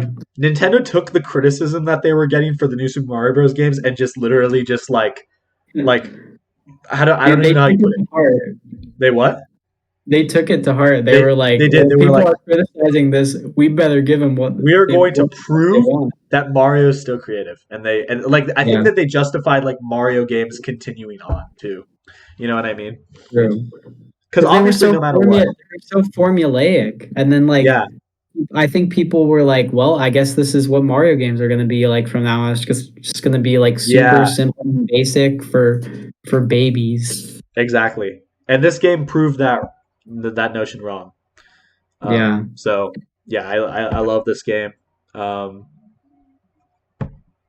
else do you say? Luigi's Balloon World. So. And it has Luigi's Balloon World. So, like. I don't think I've played that, but. No, I haven't either.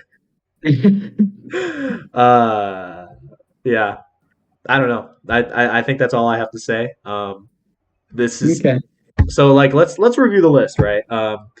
I think S tier is fitting. Happy with this. Yeah, I think A tier is fitting. B tier is fitting. C tier is good. B tier, yeah. Yep. No don't have any complaints. Here. Brennan, you. I feel like the only thing that some people might be kind of irked about is that we put Mario Sunshine in C, but. Oh, do you think they should? Do you think they think it would be lower? No, I think a lot of people would think it would be in B tier. But so many people would say it would be higher. Yeah, but I feel like I don't understand the praise for that game. I need to play through it at the end of the day because I need to like familiar myself with like why people. At the end of the day, like I played part of the game and it wasn't compelling. So my opinion is that it's like a bad game. Yeah, but I feel like to really evaluate a game, you have to play through all of it. You know what I mean?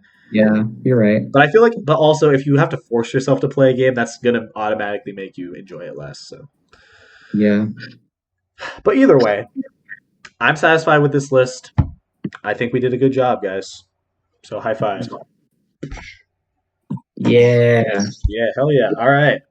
So next, are we gonna do a Metroid tier list? Metroid game tier list. That is even though I'm the only one who's played those games. Yeah, maybe that could just be a solo Donovan tier.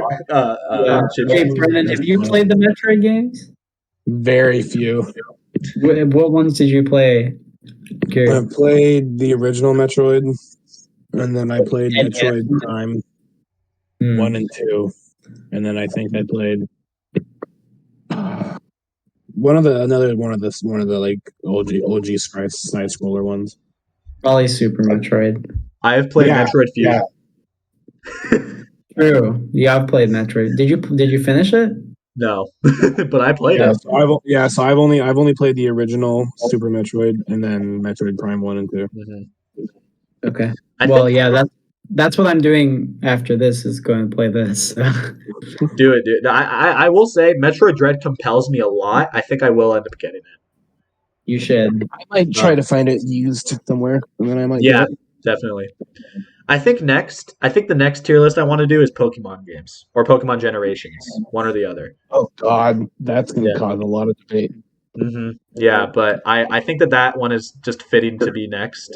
So that I feel like that's because like in my mind, and you guys can agree with me, disagree. A lot of companies or a lot of things have what's called like the big three in like their community. So like the anime group that's called Show and Jump, they handle a lot of like action packed like animes and stuff like that. Mm-hmm. Their big three was like Naruto, One Piece, and Bleach. Yeah, and I've always thought that like the big three for Nintendo was like Mario, Zelda, and Pokemon. Oh yeah, I totally agree. Like I feel like that's like undeniable. And then I feel like Splatoon and Metroid would be like right behind. Yeah. Well, they just have. Well, Metroid hasn't been like just they haven't had many games come out recently. Like a lot of those series like Animal Crossing and Splatoon and whatever. The like they haven't had as many games or you can't really put a tier list on them. Mm-hmm. Yeah, exactly.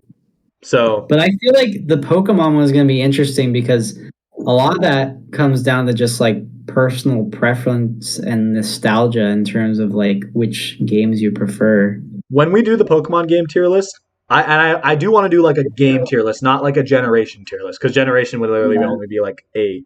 But I want to do like each game like individually. But that I will try to hold back my nostalgia as much as possible. Yeah, I'll have to do the same. Yeah, because I'll have to hold it back because I'll have to if I don't hold it back, I'll end up putting a shitty game in A tier. Yeah, exactly. Wait, hold up. Before we end this, do we want to quickly rank Mario Maker and Mario Maker 2? I was thinking about it, but I just yeah, those to me those feel more like. Since I brought it up, just rate them really quickly. Okay, my computer's dying. Mario Maker original is B tier. Mario Maker 2 is A tier. Agreed. Yeah. Okay. That's what I was gonna say too. So. And I haven't even played Mario Maker 2, but like based on like everything that is in it, it's A tier. It's just the original that improved. So yeah. Exactly. Yeah. So that's that. We don't want to get eventually we can do like a spin-off. Okay, now let's add all of the sports games, the card. Now we have to do the Wario Land games and the Mario Party games and the Mario Kart games.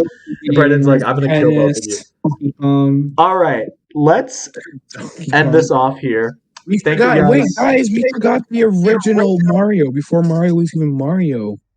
Oh shit, we forgot Mario and Donkey Kong Minis Madness or whatever it's called.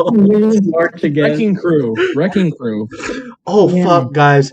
We forgot Hotel Mario, dude. We forgot Mario. Thanks everybody for watching this episode of Chit Chats. I'm doing the intro because Antonio's losing his mind. The intro? You mean the outro? Intro? You mean we're doing another episode? Brendan, go to sleep. Okay, Brendan, I'm releasing you from your sentence. You can go to bed now. All right, guys. Thank you guys for joining me. And thank you guys for watching. And we'll see you guys in the next, hopefully shorter episode of Chit Chats. Kill me. Bye-bye. Thank you for watching Chit Chats. Wait, let's do the Chit Chats. Thank you for watching Chit Chats. Dude, that's Sako from Bo Burnham Inside. Hey. Awesome. All right, bye. Woo. Here we go. Welcome back to Chit Chats, everybody. My name is Antonio. My name is Brennan. My name is Dean, and let's have a chit chat. I'm doing the jazz hands. Hey, we don't do the jazz hands till the end, dude. Okay. Well, You're messing up the order. Screw you. I'm doing it beforehand. What the heck, dude? Gosh. We have to restart now. That's why I draw the line. Okay. Just kidding. Welcome to Chit Chats, everybody. We have a special episode today. I feel like I say that 9 times out of 10 on this show, but it really is a special episode. You know why? In more ways than one. First of all, we have Brennan. He's never here, ever, in any episode. So that's cool. Right, Brennan? Mm-hmm. Yeah. We have Dean, who is a special guest, who you've been on one episode before, the eulogy one. We wanted to bring you back for this episode because this is a very special episode. This is the second time I've seen that. I also have a ghost in my ear who's telling me very, very dirty jokes as we were talking. Yeah. That's going to be great. If Brennan just randomly starts, busting up laughing, then you know why. Satan is speaking to him. We actually, before I get into like what the topic of this episode is, we actually have 5 guests today, or I should say 5 participants.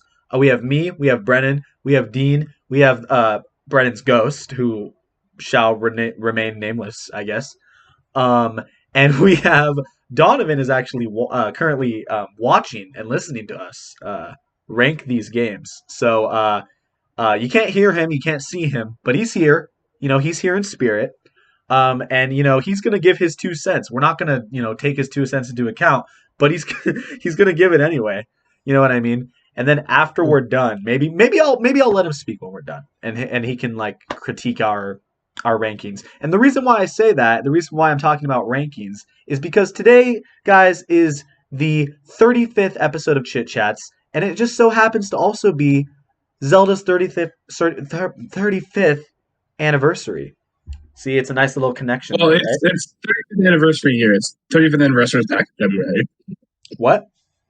Its 35th anniversary is back in February.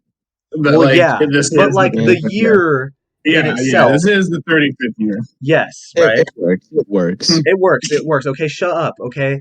Yeah, I don't pay you to talk, dude. Okay, in a podcast style video. But yeah, so today we're going to be ranking all of the main series Zelda games, and the reason why I wanted Brennan and Dean to be on is because they're pretty big Zelda aficionados. I would like to believe. I'm not. I haven't played many of the games, so they're going to be kind of taking control in this episode, and I welcome it because I like to hear you guys' input on these. I realize that I'm usually the one that talks a lot in these episodes, and I want to give you guys the stage. I want to give you guys front and center, time to shine. So that's why we're doing this today. Are you ready? Yes. All right. I got the tier list pulled up here. So we're not covering the spin-offs. Share your screen. I know I'm going to. Gosh. We're not covering the spin-offs because, they don't matter as much, even though some of them are, pretty good, but we're just doing the main series ones. So yeah, I guess we'll just get started. Brendan, I already know that Anthony's already saying stuff in your ghost. who will remain nameless. So he told me his name, but I'm not going to say it on a podcast. Okay. All right. So, first game of the Zelda tier list, A Link Between Worlds. Brennan, would you like to start with your opinions, and then we'll pass it on to Dean because I've never played this one.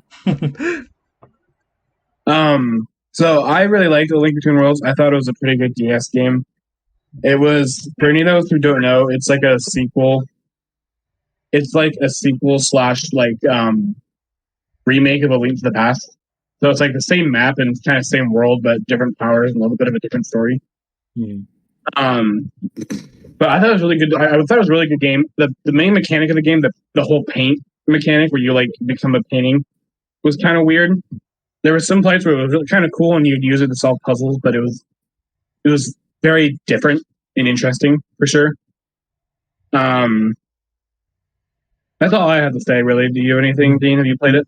Well, yeah. I see A Link Between Worlds was my very first experience with Zelda games. And so, I'm very invested in this game. And I'd say there's a lot of dimensions, especially 3D and 2D, because you can become a painting and such. And I thought this, it wasn't necessarily the best Zelda game out there, but I think just because of its design and creativity, and it expanded upon, it's kind of like a remake of Link to the Past. So I thought it expanded upon, some possibilities, added new dimensions, and I thought the painting feature was a really cool thing that they were able to implement into the game. So I thought it was a really good game, at the very least.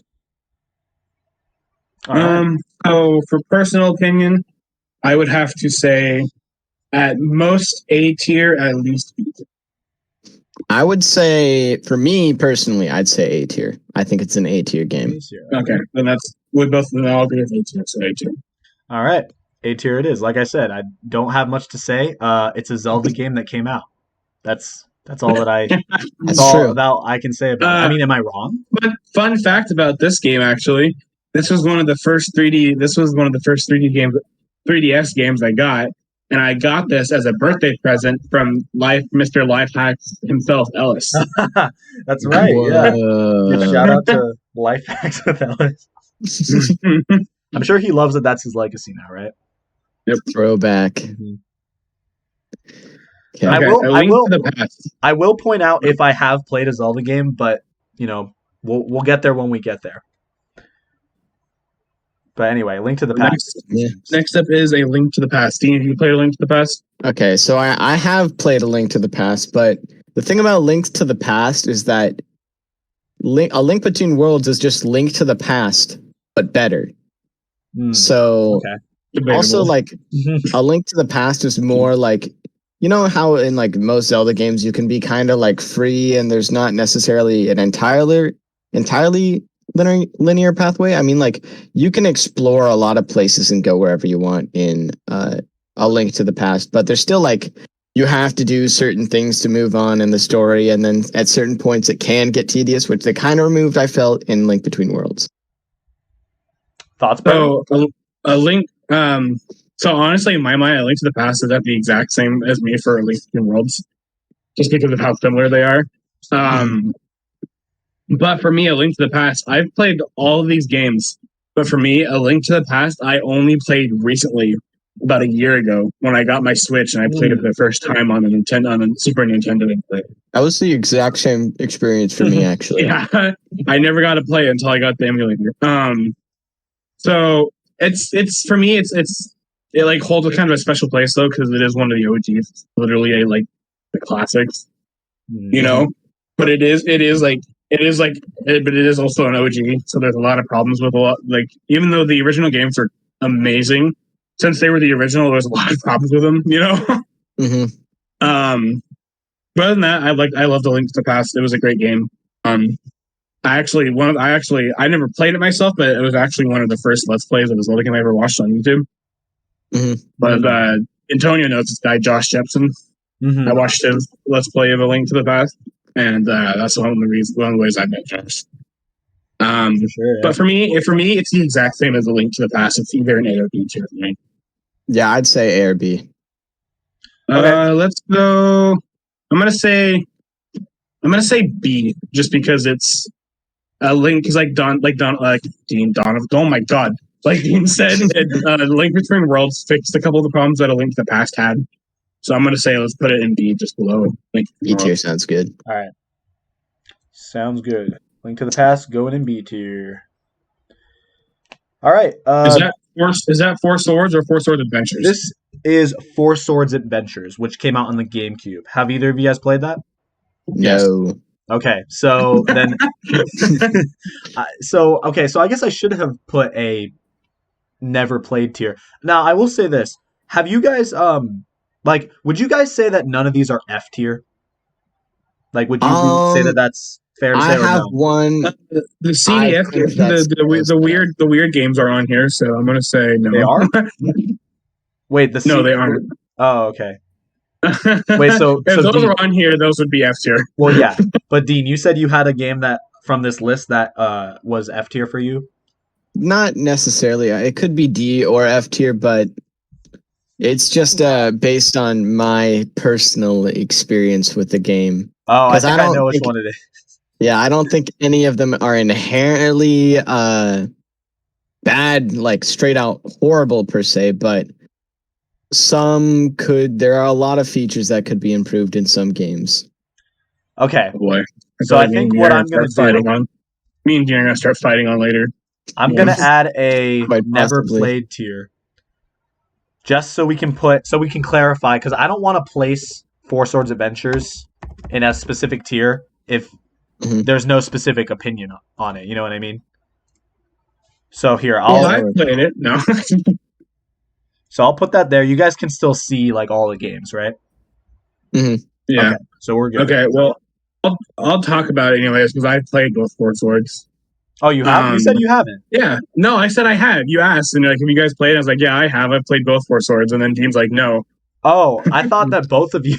I played every game. I've played every game on this list except for Oracle Seasons. Oh, okay, my bad. Okay, in that case, Brennan, go ahead and give your opinions on Four Swords Adventures. Don't get rid of it. Don't get rid of it because I haven't played Oracle of Seasons either. Okay. So I'm actually going to go with Four Swords first because Four Swords Adventures is the sequel. Okay, fair enough. So Four Swords was a really, really cool game with how it incorporated the four-player design of at least having 4 links that you could control. I really liked. I'm sorry. I really liked the bad guy in those games, Vati, the wind sorcerer. He was definitely a change of pace. He's not my favorite. He's not like anything close to like Ganon or like Demise, but he was still a really cool character. They improved a lot of stuff in Four Swords Adventures. But just basic Four Swords, I'm gonna put it at C tier. C tier, okay. Dean, have you played Four Swords? No. Okay, so I will be putting that in C tier in honor of Brennan. Have you played Four Swords Adventures? Okay, so I feel like that one's pretty hard to get your hands on too. Four Swords Adventures was definitely an improvement of Four Swords. They kept a lot of the same mechanics, but made them a lot easier and a lot better to use. The multiplayer was a lot better, but it still had its problems. There was a lot of problems with. I watched like Let's Plays people play it, like 4 players play it, and the screen sharing with working with one screen really screwed over other players sometimes. So that was definitely a con. But gameplay wise and story, it was really good. So I'll probably put it on like the same level as A Link to the Past feature. Okay. Gotcha. All right. Sounds good. We shall move on to Link's Awakening. Link's Awakening. And I know that the remake isn't on this list, but do you think we should group them together here, or do you think they're different enough that we should I don't think they changed anything with the remake. They just added like some like Nintendo references, and that was it. Like, remake. I'm still currently playing the remake. Okay, yeah, I played the remake. Yeah. I like the art style of the remake. I think that might put it a little above the original, but that's funny. I've played the original all the way through, and Dean has it. Dean's finished the remake, and I haven't finished the remake. Yeah. So sides of the coin. We have a balanced, like between the both of you, we have a balanced viewpoint on both games, so it works out. So Dean, since you've played through the entirety of the original, would you like to give your thoughts on the original? I haven't played through the original. No, Dean played the remake. I played the original. Oh, my bad. Okay. Sorry, you have to excuse my spaciness. It's 1 a.m. Yes, okay. This episode took longer than we planned. It did, but that's okay.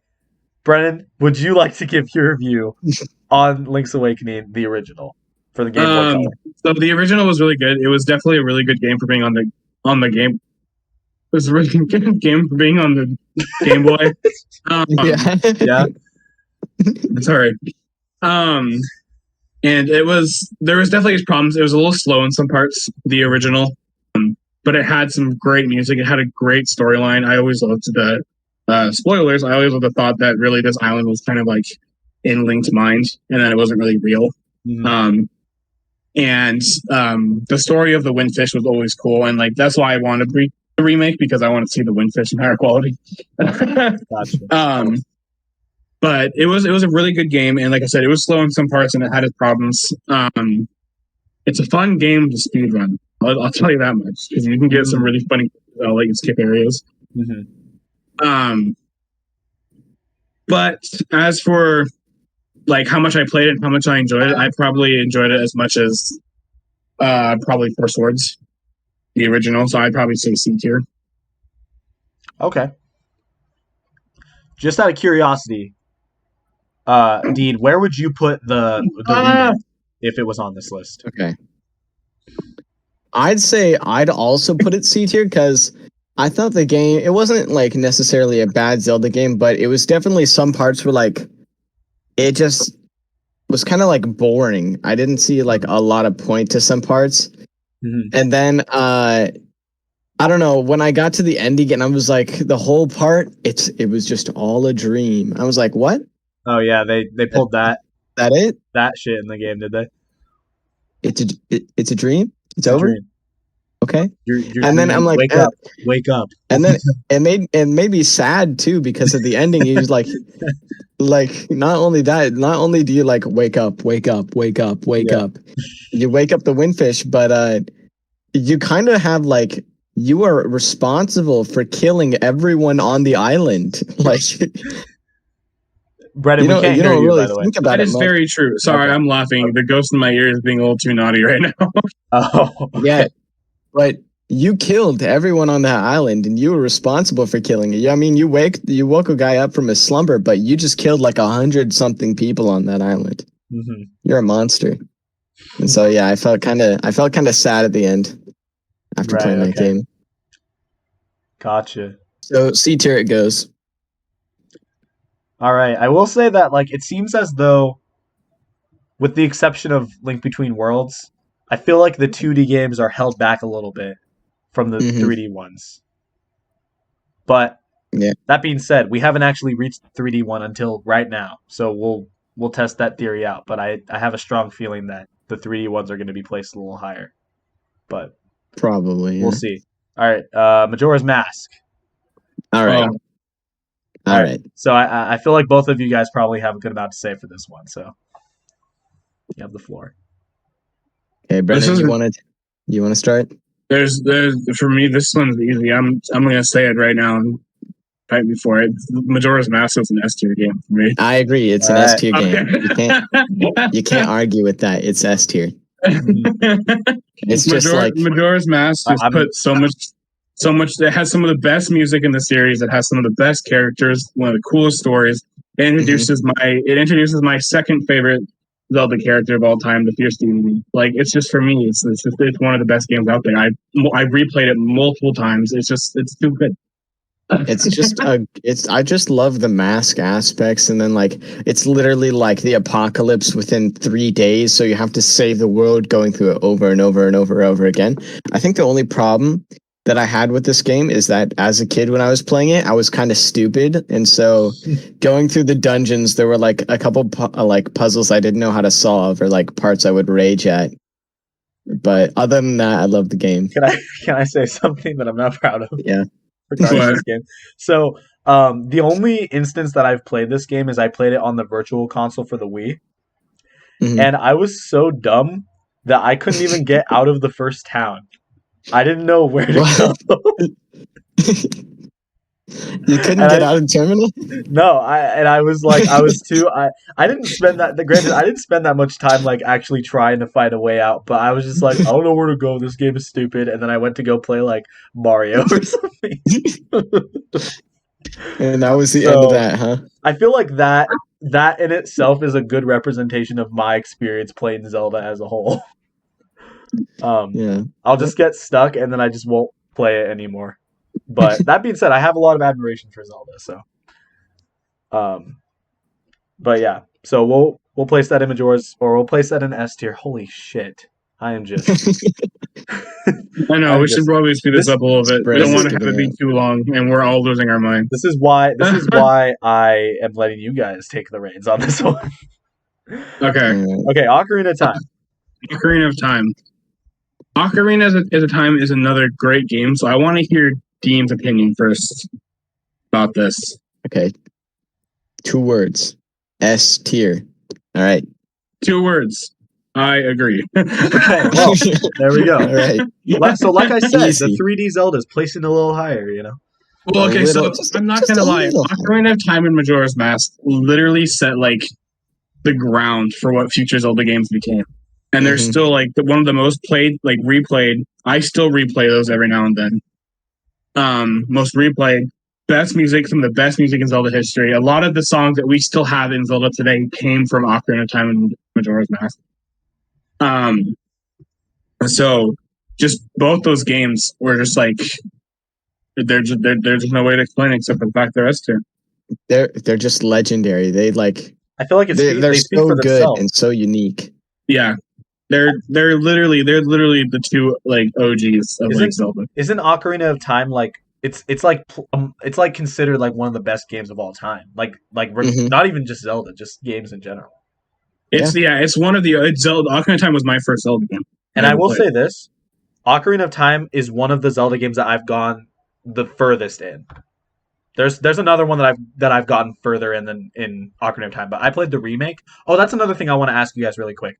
Have you guys played the remakes of Ocarina of Time and Majora's Mask? And if so, do you think they're better or worse than the originals?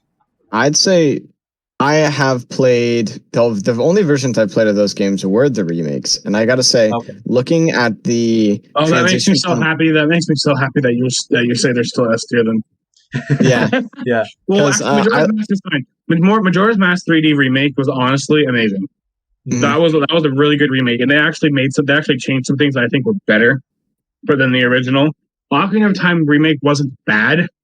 They just, for someone who grew up playing the original, they fixed and changed some things that I wish they didn't.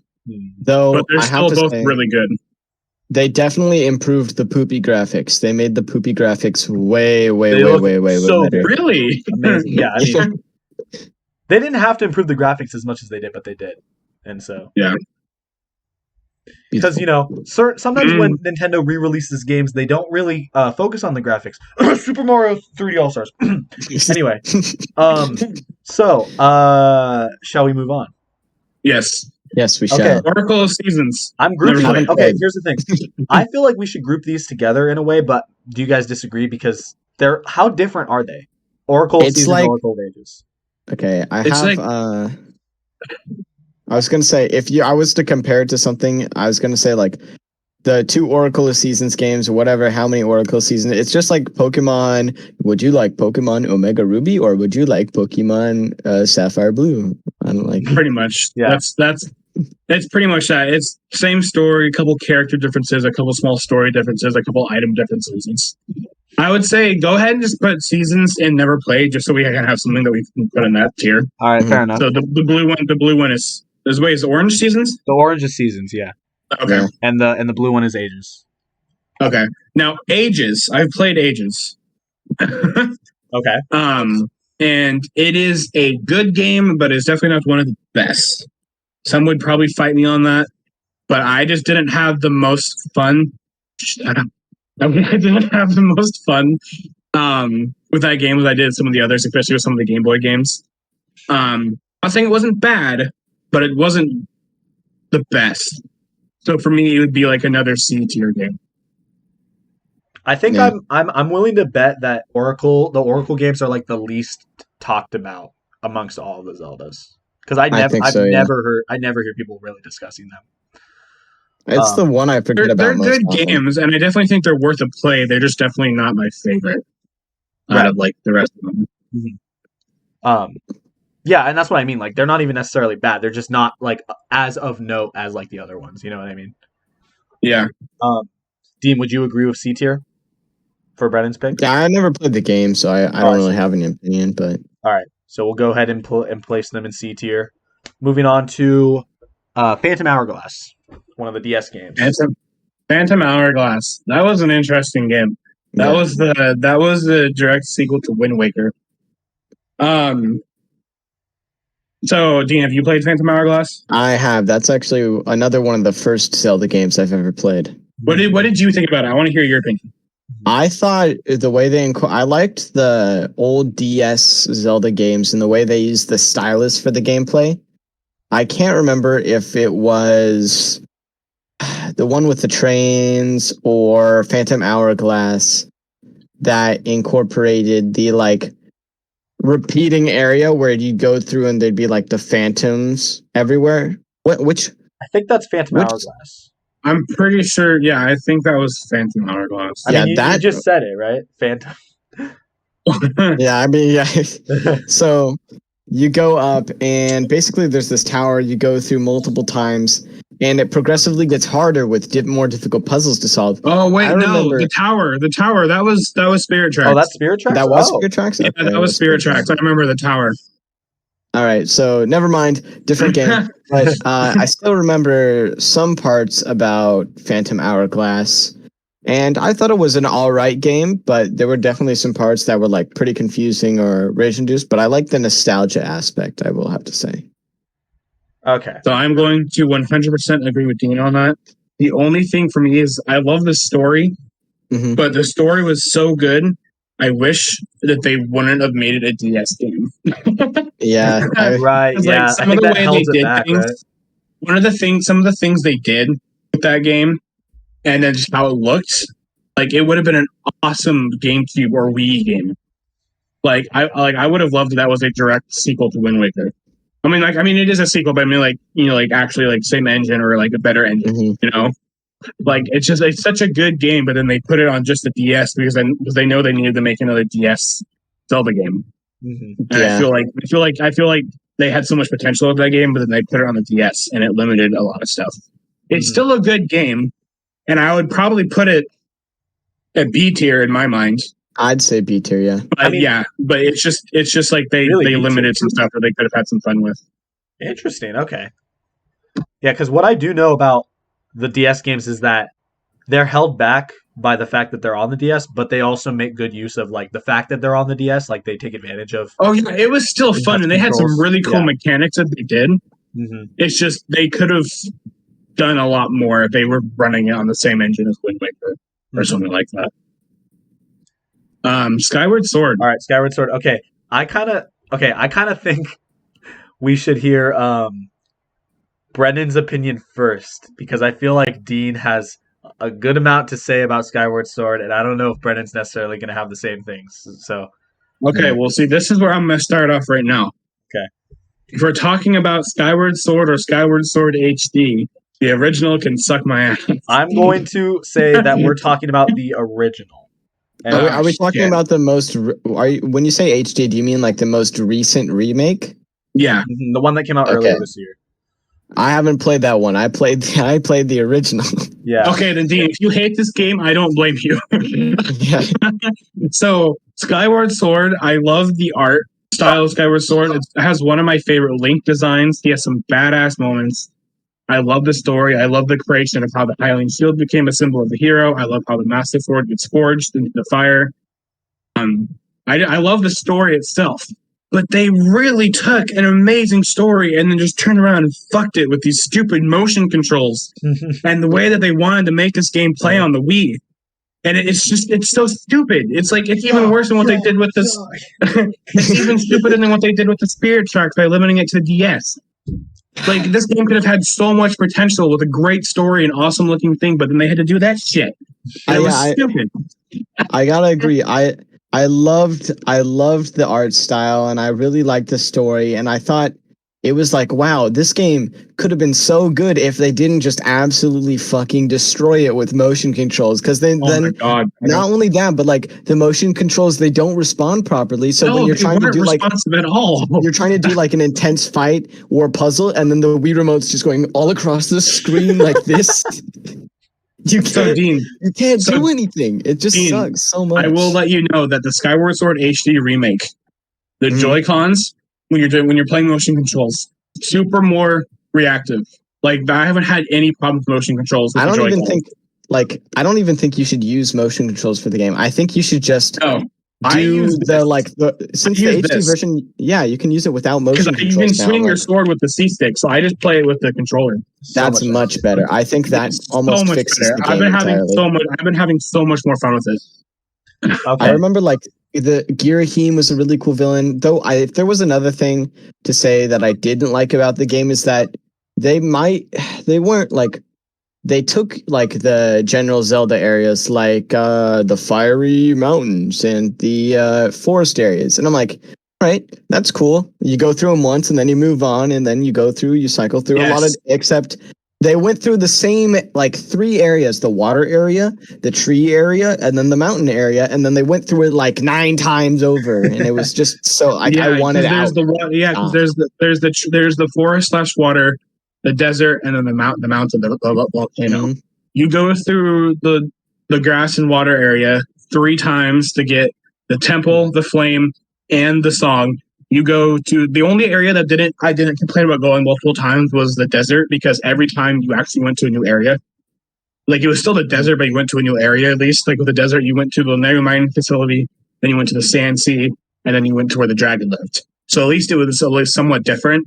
The water with the forest/water area and the volcano area, it was just the same area over and over again. It was just the same area.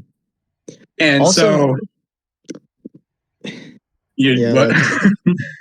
I just wanted to say, to add more about things I hate about Skyward Sword, I would say the dowsing thing, just like walking around aimlessly looking, this is where I gotta go, point my sword in a certain direction. The dowsing's better in HD because they increase the range, so you can kind of do it from farther away, so you don't have to worry about walking for a long distance trying to douse. I remember on one specific dowsing moment where I had to find a temple, I spent like 2 to 3 hours trying to find it with the dowsing thing. And I'm like, this is the worst. I'm turning off the game. And literally, I turned off the game and I didn't come back for a year and to play the game. And then another time, I dropped the game at 2 separate times for an entire year, both times. I took like a gap year. One was because of the dowsing thing. And another was because I was trying to climb up like this mountain area to get to this guy that you have to go to progress the story. And I was trying to fight these bird things in the air with the stupid ass motion controls, and the whip wouldn't work properly. So I sat there for like 5 hours, maybe 6, trying to kill the bird with the whip, and it just would not work. And then I left. I gave up. So and I dropped the game for a year. Okay, wait. So did you end up beating the game at some point? Yes, I did beat the game, but my god. How long did it take you in total from like the moment you started playing to the moment you finished? I think I spent about 3 to 4 years trying to beat that game. Damn, if that doesn't tell you. It took me about a year to beat it because the motion controls were so annoying. Yeah, I wasn't that once I got to that rage point, gap year, it's happening. And then also I want to say another thing to add, Fee is the worst sidekick, the most annoying. Fee is a little bit better in the HD version. They made her not talk to you as much, and they made her dialogue faster and shorter. But yes, even still, because the previous person we had before Fee was Midna, one of the best sidekicks. So Fee was like the worst downgrade ever. Yeah. I just want to say, Fee asking you every 2 seconds because the Wii remotes run out of batteries in like 5 minutes. So it's like, charge your Wii remote, put in new batteries. Yeah. Oh, the batteries are getting low on your Wii remote. You're breaking the fourth wall. So we can move on to the other games. Okay. So first, I want to hear your guys' rankings on the original, and then Brennan, I want to hear your ranking on the remake. Ranking for the original? Yeah. So Brennan, as much as I love the game and the story, just because of the controls alone and D tier. Okay. And now that I think about it more, I think it does belong in either D or F tier, maybe even F tier, because of just the amount of dumb shit they had. Completely took everything good about the game and ruined it. And that game came out for the 25th anniversary of Zelda, so that must have been disappointing. For a lot. When I was like, cool, they added they took away the motion controls. This might actually be an enjoyable game, but that would have been that would have been a really nice experience to have it the first time without actually playing the game.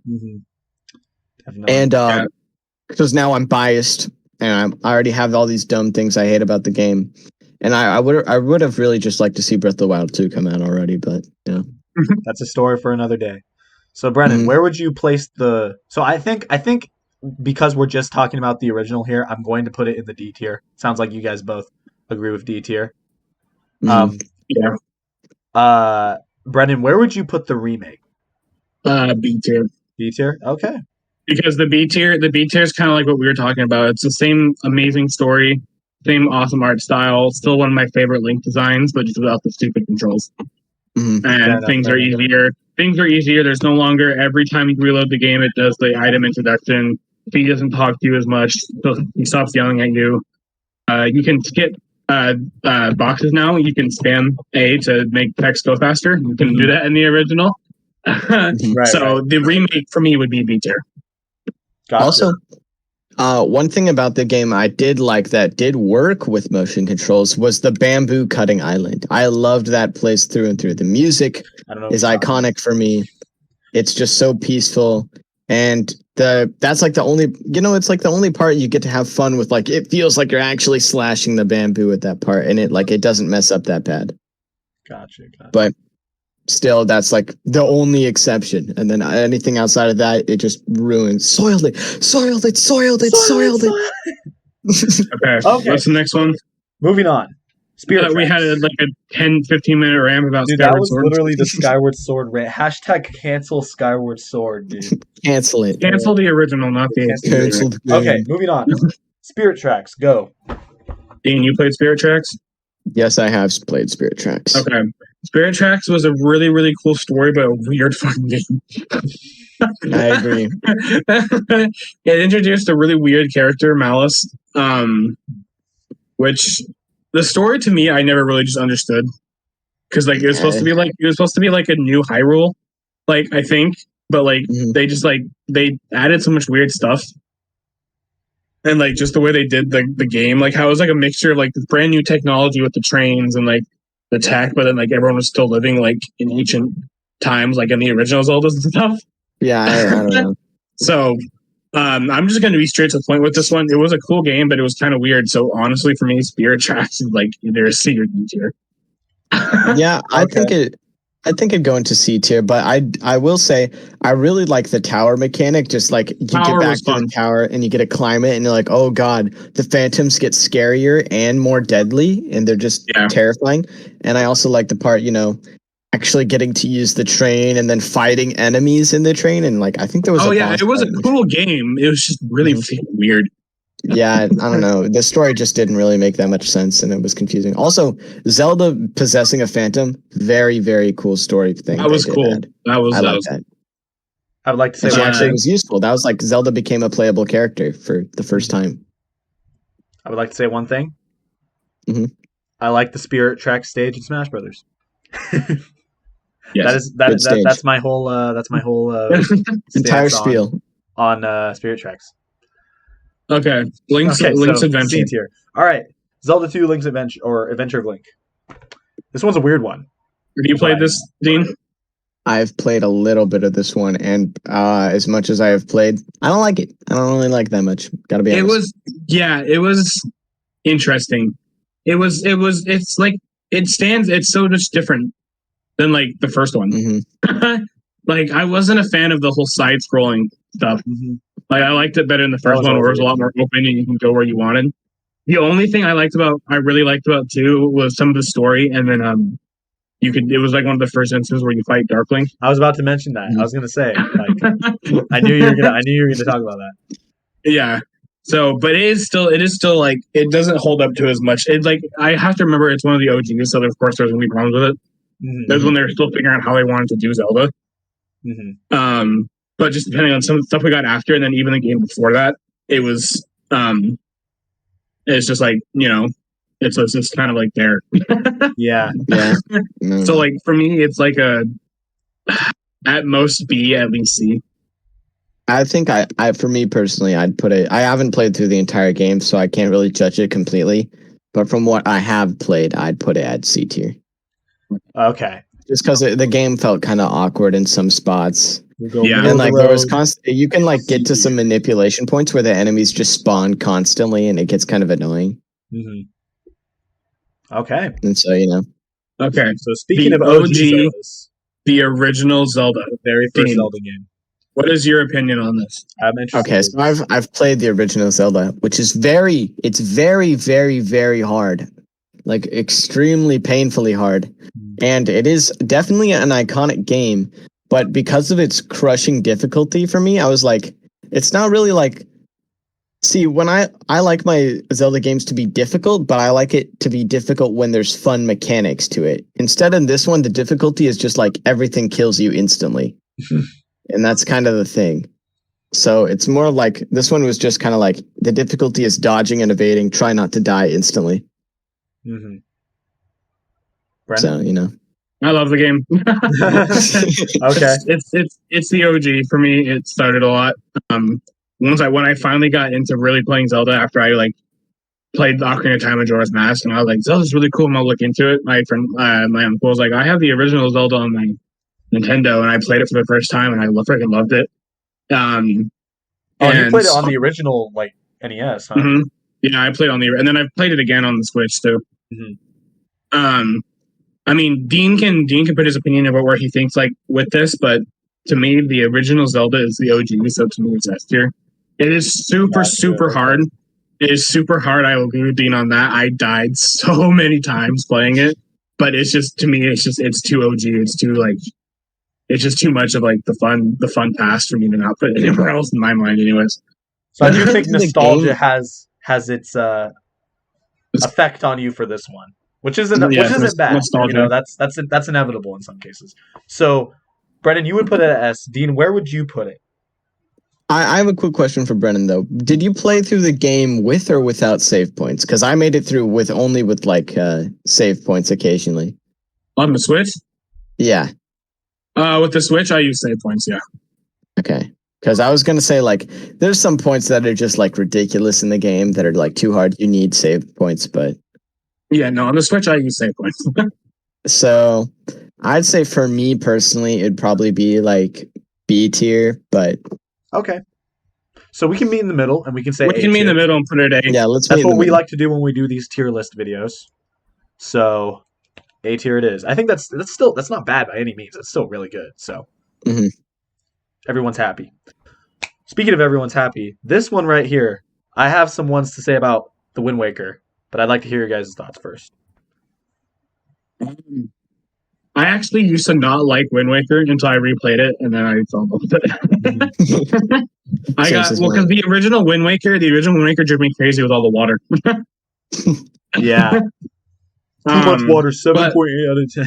The story was cool, and it was always the story. I always really liked the story because the King of Red Lions in that game tells you that the Link you play as isn't supposed to be a hero.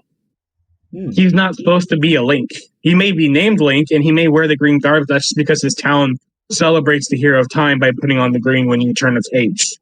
But when the lion was talking to, I think it was the Jabba Jabba or whatever his name is, the giant fish in Wind Waker. The King of Red Lion tells him, "No, this isn't one of the heroes, but right now he's the only chance we got." So Link has to that's why Link has to find the Triforce of Courage in this game, because he doesn't already have him with him because he's not a hero. He has to prove himself to be the next hero.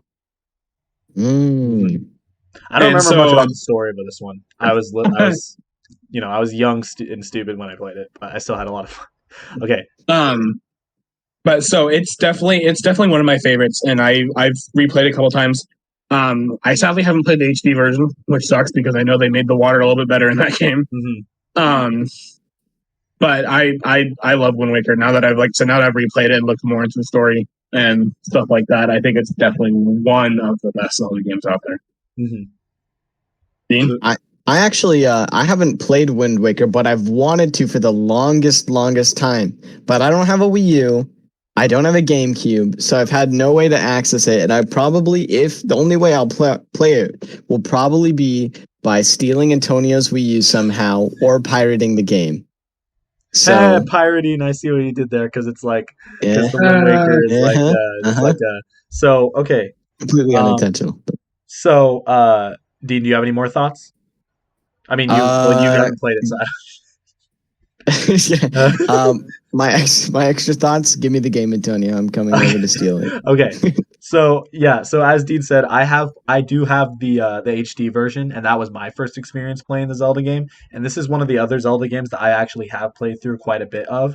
And I will have to say, like, I have no frame of reference for the original, like the GameCube version, but I love the Wii U version, the HD version. I think it's a phenomenal game. I think that they definitely fixed a lot of the problems. I think that definitely helped my enjoyment of it. And overall, I just think exploring the sea is it's just a really cool aspect of the game. It really makes it feel like you're on this really big adventure in this huge open ocean. So, I would. So can I say where I would put this on the tier? Because I don't think where would you put it in? Dean's like, actually, no, don't talk. Don't get out of here. Okay, Dean, I'm letting him talk. What do you want, Antonio? You get your ass back here. All right, this is my show now. Okay, this is the Dean chats now. Yeah. Okay. I would probably put this at A tier. Agreed. So you would agree?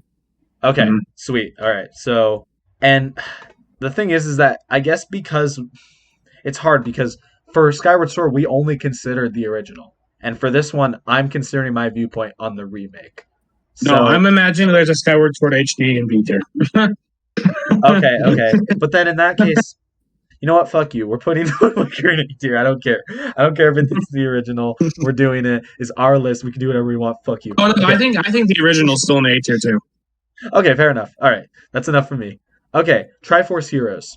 This is the moment that Dean's been waiting for, and Donovan. But Donovan's he's deafened. So, yeah, Brennan, what do you have to say about Triforce Heroes? The game was fucking weird. It was like trying to be a knockoff of Four Swords. Yeah, that is one weird thing about it that I noticed. I know that Donovan likes it, and Donovan, you can shut up. Throwing shade. Do not unmute Donovan. Donovan, it's not a bad game. It's a good game. It's just freaking weird. It's a good game, but I think it was really weird some of the mechanics they tried to do, and the whole. I still hate the dress up option. That still drives me crazy. Really, you hate the dress up thing? Yeah, well, like some of the outfits are cool, but like the dresses that you can put like the characters in, that was weird. That was just weird. But the story was really cool. The mechanics was really cool. It fixed a lot of the shit that Four Swords had trouble with like the multiplayer mechanics, and so I will definitely give it that. But when it comes to actual playability and how much fun I had playing it, I would say it's like a B tier. See, I had almost a completely different experience from you when playing this game. Because I had people to play with. I don't know if did you play with random people online, or did you find like a group to play with? I played it with you and Dean Donovan one time. Really? We all played together? I don't even remember that. Oh, right. Dude, don't name drop our middle school. No, I played it with a lot of different people, but the school we went to that we do not. We've literally. I didn't remember that I did multiple runs of that game, but basically, I had a lot of fun with this game. I thought I was always looking forward to like, ooh, what's the next outfit I can get? And I was like constantly playing the game to get the new outfits, and I liked how each outfit had like a different ability. Some of the outfits were really cool, and some of the abilities they gave you were freaking awesome. I was like, ooh, this new outfit lets me shoot like laser beams. I will never get over the fact that they put the Fierce Deity as an outfit in that game. I will always love it. Triforce Heroes will always have a special place in my heart for actually putting that in. Yeah, I thought it was like sick. I'm like, oh, I remember farming the game because you have to get like some items to build the new things. And I remember playing the game so much just to get the Fierce Deity outfit. And I love that. And I liked exploring the little town that they had and just like fucking with the people around and just messing around. And then it was more fun playing with actual friends that like were nearby you. I also keep talking a little bit more because we probably should finish this up. But if you talk a little bit more, if you keep sweet talking to me, I might put it in A tier. Okay. Okay.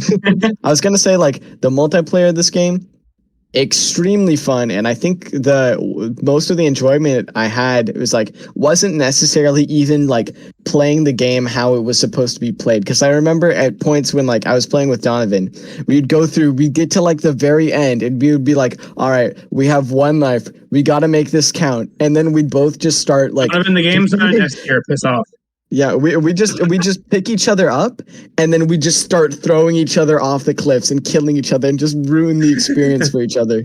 But that was like ironically, that was the best part of it, is just like fucking each other over, because you can pick people up in the game, and once you pick people up, they can't do anything. They can't move, nothing. So you could just pick someone up and stand there for like an hour, and then they're screwed. And that's often what happened, actually, is that like I remember one time I was playing with Donovan. He picked me up and he's like, all right, hold on, I got to go eat dinner. And then he just went to bed. And then I was just there for like 5 hours. And I'm like, what is going on? Such a Donovan moment, dude. Oh my God. It was so funny. I don't know. I love the game. I think it's S tier. In my opinion. It is not S tier, but I will give it an A tier for sure. Okay, I'll agree with that. Okay, I'll agree with that. I had so much fun with that game. I honestly need to replay it if I ever get the chance. Mm-hmm. I know that there are some people out there that are going to hate us for the fact that we just said that game is an A tier. Yeah, that game was not very well accepted by a lot of people. I liked it. I really liked it. Hey, I think it got more hate. I think it got more hate than it should have, for sure. Yeah, probably. I said, there were still things I didn't like about it, but it was still a good game. Mm-hmm. Mm-hmm. And the multiplayer was really good and improved way better on the stuff that was in Force games. Everyone was still. What's up? I was just gonna say another thing to add, like more with like the annoying each other thing, is that there's like 6 to 8 emotes you can choose from, and we would just spam the emote. The hey emote. I know exactly what you're talking about. I remember that. Annoy the hell out of each other, and it's so funny. Okay, so I think a lot of maybe some of the reason why I got so much hate is because people were still riding the hype of Breath of the Wild, which we're going to get to, but I want to do that one last. I want to mention that I'm going to do Minish Cap before Breath of the Wild, because I feel like it's only fair to end on Breath of the Wild. Yes, so Dean, I agree with you. Yes, Donovan, I agree with you. We'll get there. Okay. Wait, is Donovan speaking to you guys? He's typing in the chat. Oh, in the chat. I see. Okay, gotcha. So Twilight Princess is next. Twilight Princess. This was another one that I've played a little bit of, but haven't gotten very far. So go for it. Oh well, well there you go. There's speak of the. You have the GameCube. I keep forgetting you have the GameCube copy. I rarely. Yeah, I have the fun. I have the fun version of the game. Yeah, yeah, sure. So wait, so have you guys both played Twilight Princess? I haven't actually finished it, but I am currently playing through it, and I enjoy it a lot. Okay, gotcha. And through the Wii version, I'm assuming. Yes, the Wii version. Okay, yeah.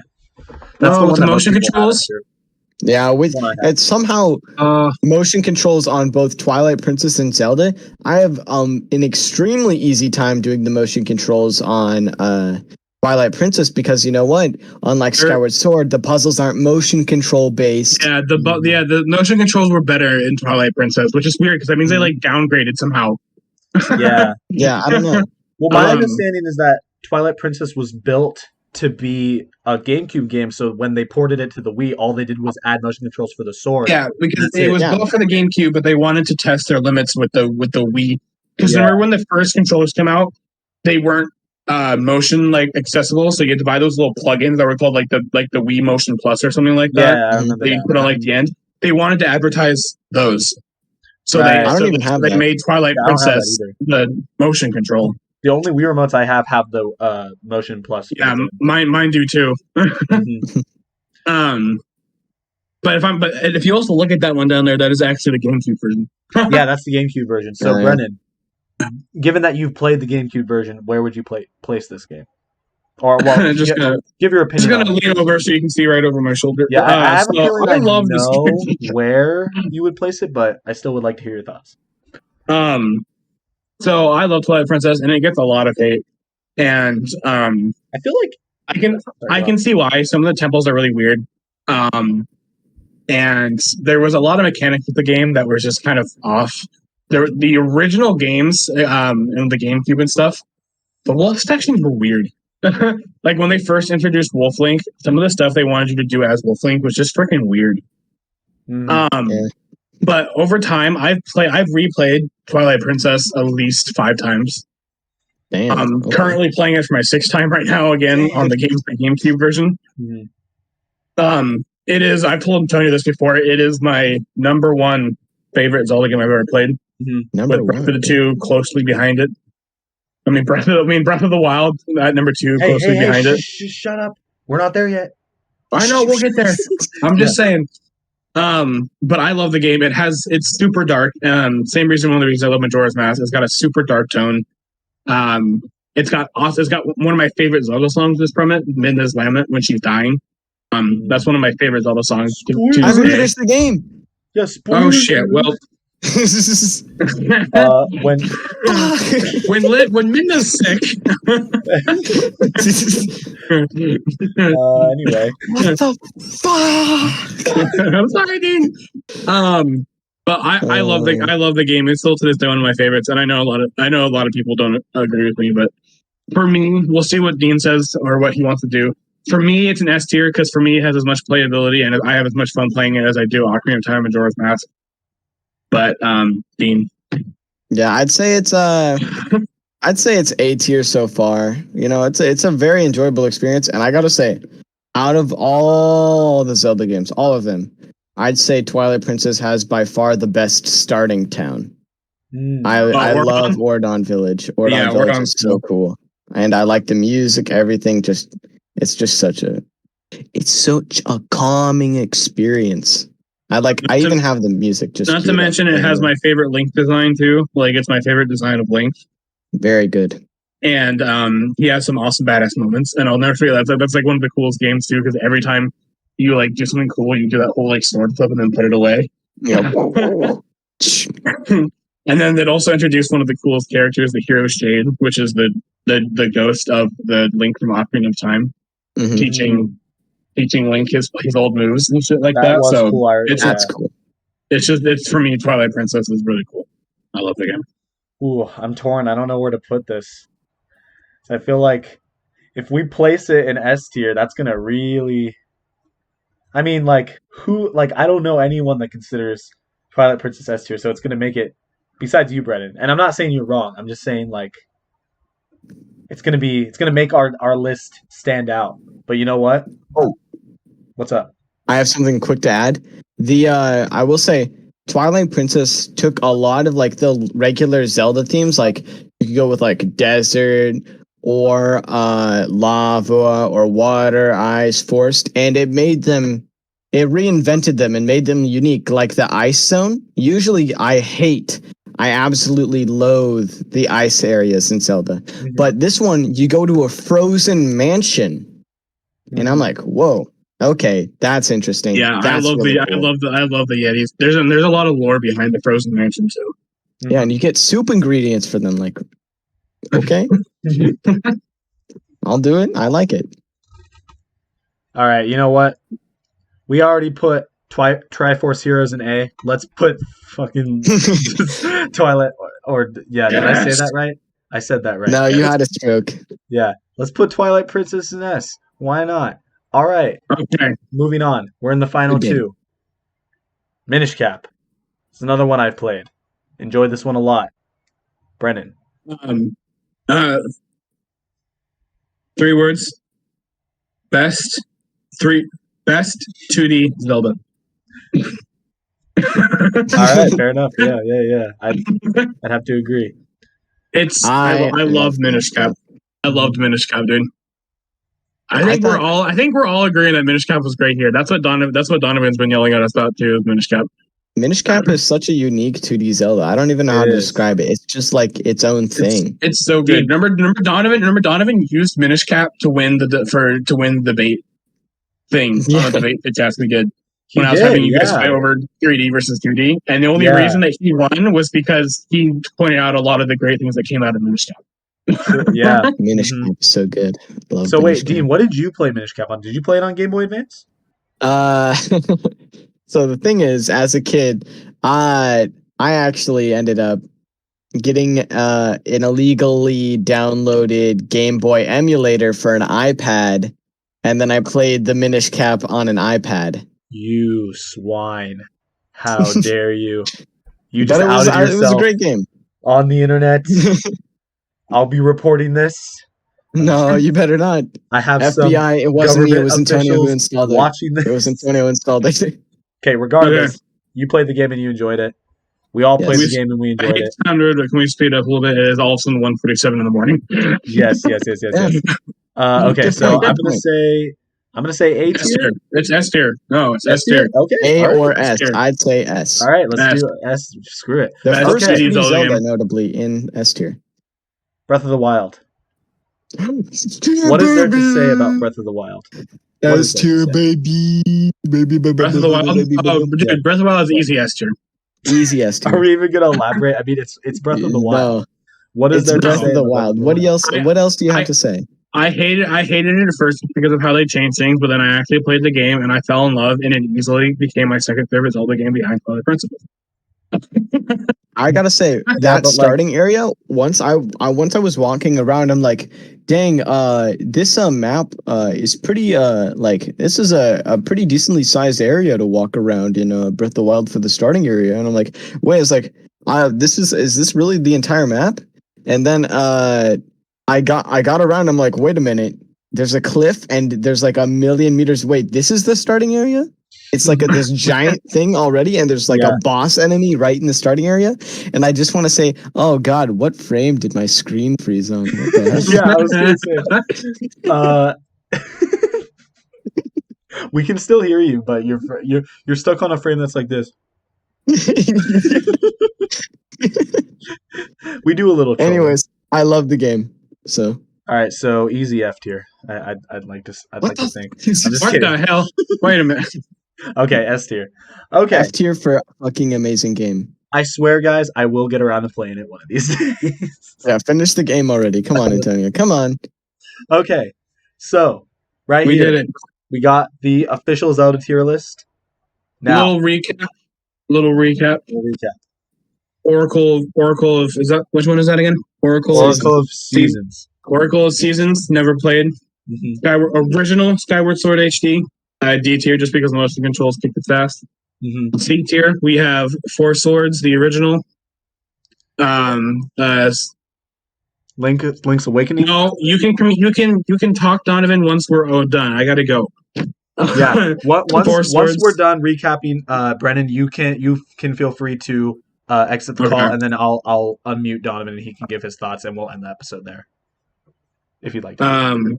Four Swords, Link's Awakening, Oracle Seasons, Phantom Hourglass, That's and Oracle Spirit of Tracks. Oracle of Agents, Spirit Tracks, and the original Link Zelda 2. C tier, Link to the Past, Four Swords Adventures, Spirit Tracks. But it's like, please get me out of here. B tier, A Link to the Past. A tier, Zelda, the original Zelda. A tier, Wind Waker, Triforce Heroes, Majora's Mask, Talking of Time to Play, Princess, Minish Cap, Breath of the Wild. S tier. And then Donovan, I want to hear what he's complaining about real quick. Okay. So that's our list. Donovan, you may or may not be able to persuade us to change our rankings around, but we'll have to see. All right. I think you have to unmute him. Give me 1 second. He's forever muted. He never gets to talk ever. I'm trying to unmute him. I'm bad at Discord. I suck. Give me 1 second. Oh my God. Okay. Donovan doesn't get. Okay, Donovan, you are now able to talk. I am here. Show your camera. Yes. How's it going, here. Yeah. All right. I'm doing good. Donovan. It was very entertaining. I started watching Iron Man 3, and then I started listening to you guys talk, and I was like, "This is very interesting." And I have a lot to say about this, so I'm going to keep it brief. Okay. Mind you, I could talk about Triforce Heroes for a long time. I could make a PowerPoint presentation on how much I love Triforce Heroes. But I'm going to keep it brief. My first critique on the list, I think, is that I think that Spirit Tracks is better than Phantom Hourglass. I don't know. It sounded like you guys liked Phantom Hourglass more. I just feel like the dungeons in Spirit Tracks are a lot better. I didn't know you played dungeons. Yeah, I've played both of them, and I like Spirit Tracks a lot more. But I mean, I'm not going to change the list or anything, because I agree with most of your guys' list. Mm-hmm. Just a couple in the bottom tiers, like I've never played or I don't really have a strong opinion on, like The Adventure of Link. I don't really have a strong opinion on that. I've never played Skyward Sword. Some might say my opinions are invalid because I've never actually played Ocarina of Time. What? Which I know. Scum of the earth. It's heresy. Yeah, I need to get around to that. And honestly. I'm like the least Zelda fan in the world. I know. I need to play it. That's the only 3D one I haven't. Well, I guess I haven't played Skyward Sword either. I need to play both of them. I agree. Minish Cap is the best 2D Zelda. My other thing is that I think what. He's holding up the Ocarina of Time 3D. Yeah, awesome. You lend it to me, dude. I'll play it. You know what? You forgot to put fucking Hyrule Warriors on this list. No, we're not talking about the F tier. Dude. Hyrule Warriors is F tier. Yeah, we're not even talking about Hyrule Warrior. You had a bad experience with Hyrule Warriors. You played the 3DS version, Dean. You were just asking for a bad experience. All right, we got to wrap this up. Yeah, but my one other thing was that I think that personally, I think A Link to the Past would go with A Link Between Worlds for me, because I feel like A Link to the Past is the original and it deserves to be in the same tier. I think they're on pretty equal ground. I know that like A Link Between Worlds like improved on a lot of things that A Link to the Past did, but I also think it's a masterclass in game design, just like how the original Zelda is. So I feel like for me personally, I'd also put that in A tier, and then I'd also put Wind Waker in S tier because I feel like that goes up there too. I was tempted. Yeah. Perfection, Zelda perfection. All right, I'm not going to go off on Triforce Heroes. I just want to say that'll be its own video. And if you haven't played it. Yeah, literally, we could make it Chit Chats where it's just Donovan rants for about Triforce Heroes for an hour, and I do this. What? Okay. Let's wrap this up. He's got to get out of here. Thank you for letting me give my thoughts. Yeah. No problem. Thank you for Donovan. Get out of here. Okay. So that being said, all right, let's do our little ending here. So, thank you guys for watching this episode of Chit Chats. Thank you guys for joining me today and making this little tier list. Sorry it went on for so long, but that being said, thank you for sticking it out till the end. I think this is over an hour. I think this is like an hour and a half. Yeah, probably, as these tier list videos tend to be. But that being said, thank you guys for watching, and we'll see you guys in the next episode of Chit Chats. Bye-bye. Okay, now we can do jazz hands. Jazz hands. Jazz hands. Donovan, do jazz hands. Jazz hands. Stop recording. Jazz hands. I was going like this. Okay, fine. You gotta do jazz hands. Cut. Welcome back to Chit Chats, everybody. My name is Antonio. My name's Brennan. And I'm Donovan. And let's do a Chit Chats. Woo! Yeah, baby! Oh, yeah, baby. Chit Chat time. Let's do this. Dog, testing the energy. What's up, guys? Welcome back to another wonderful episode of Chit Chats. Oh, my God. We got a big boy today, guys. We got Brennan. Oh. We got Donovan. And we have business to take care of. Because I don't know if you guys know about this little game called Pokemon. It's a little popular. But they make a lot of games. A lot of Pokemon games. There's a lot of them. There's many. There's not a few. There's quite a bunch, I might even say. So we're going to be ranking them. Brennan's muted for some reason. I don't know why. I guess he just doesn't like Pokemon. My dog was barking. Oh, okay. She's really passionate about Pokemon too, obviously. Oh, my screen froze for a second. You guys froze. So did you hear any of what I just said? Or? No, I didn't at all. But just continue. That's fine. That's fine. I want to ask you guys before we start. What is your experience with the Pokemon franchise? Fucking childhood.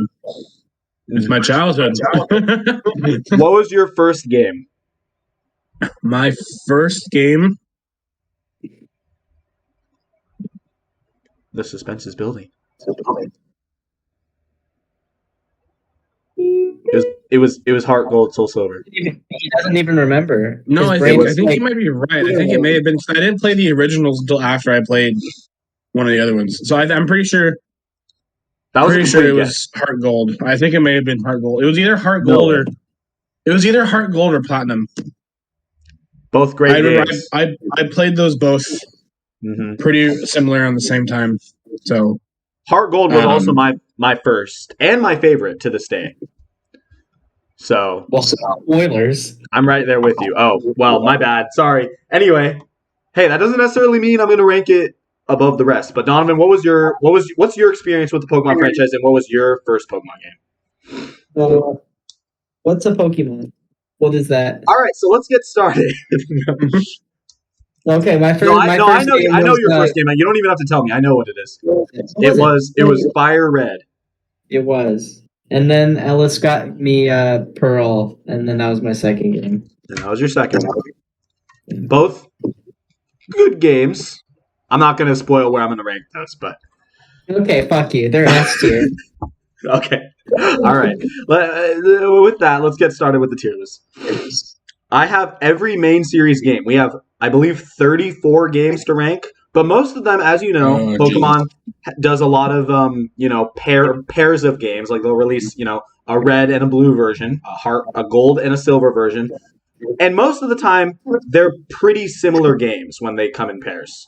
So I'm guessing that if we rank one in one tier, we're probably going to rank the other one in the same tier. Yes.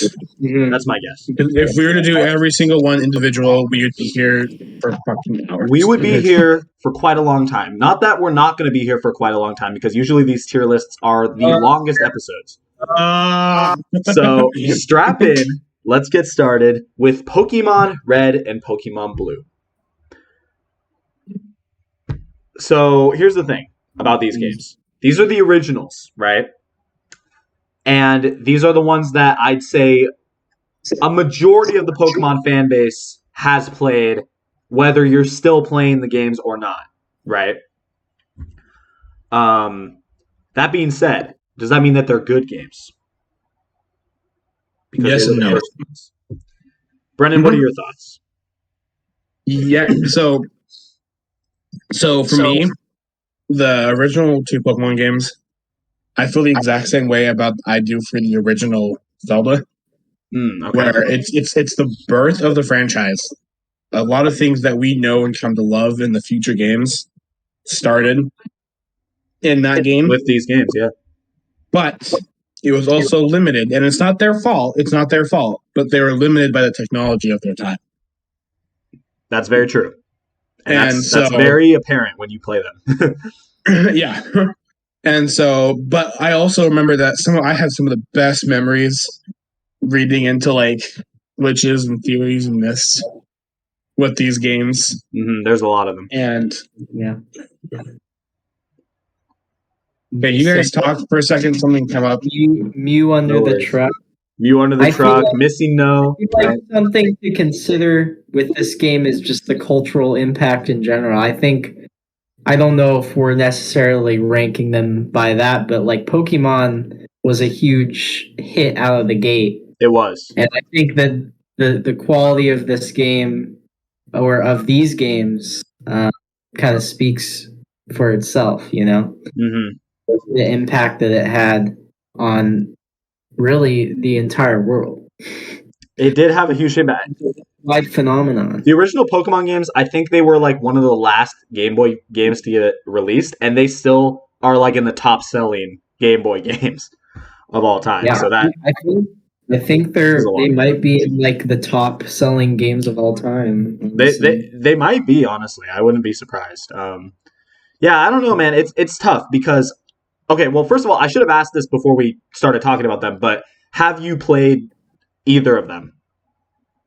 I have not. You have not. So you haven't. I know you've played Fire Red, but yeah. These are like Fire Red is substantially different in terms of quality compared to these. Okay. So because I've played Blue. On the are we ranking the first 3 first and then the remakes and then Let's Go? Yeah, I'd say so. Yeah. Now, granted, Yellow. The reason why I put Yellow as a separate entry, well, mainly because it is a separate entry, but also because it does have a good amount of differences in comparison to Red and Blue that do make it stand out. I count Yellow as a different. Yeah, it's definitely different.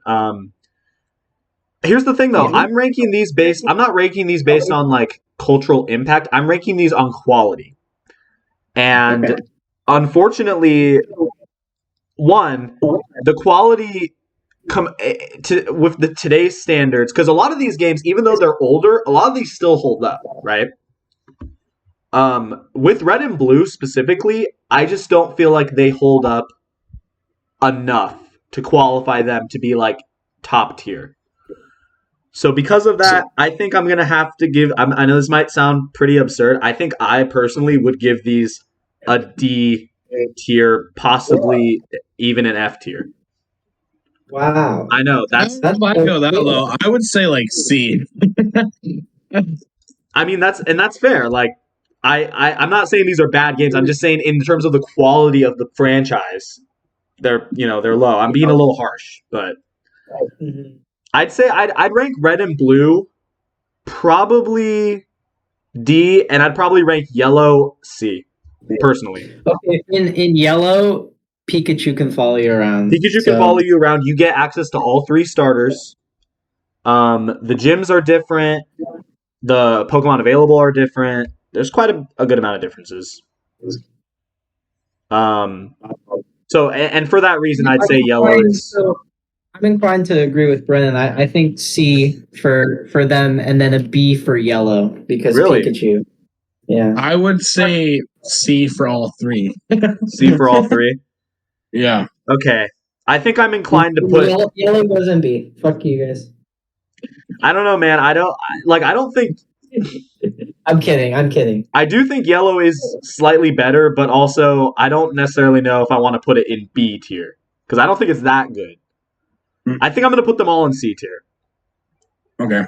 I can work with that.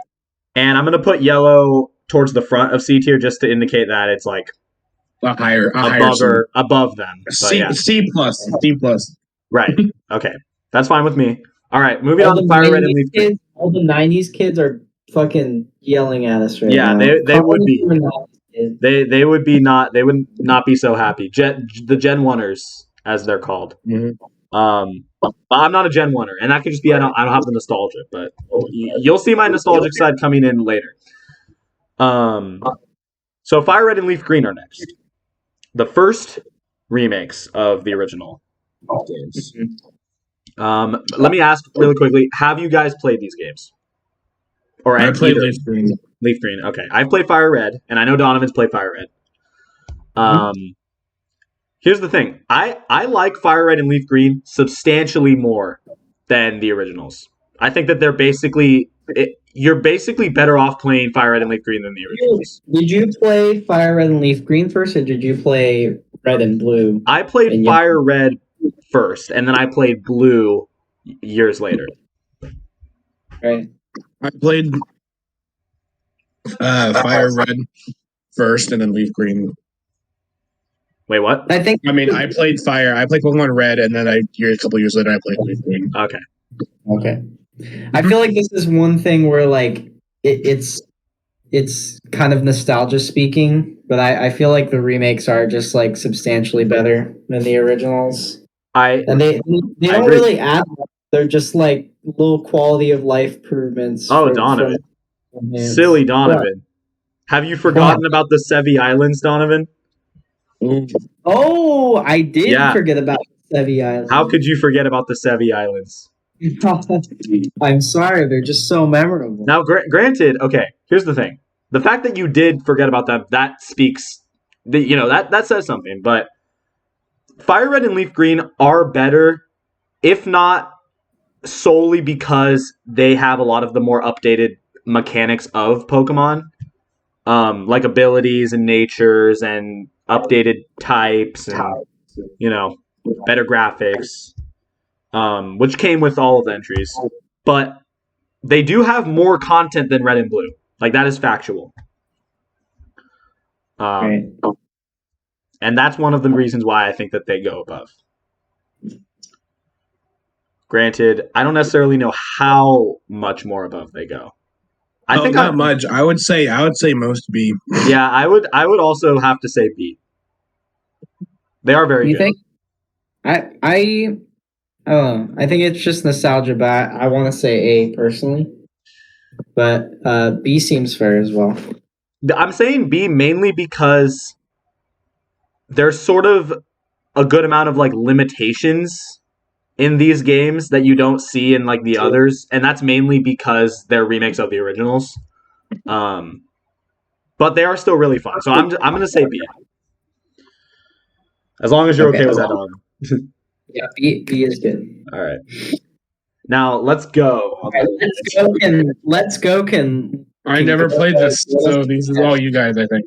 Okay, Donovan, have you played Let's Go? I just want to know. I've played like the first 3 gyms because my brother has it. I played it with him, and I don't know, just the fact that you don't even battle the wild Pokemon. I know, dumb.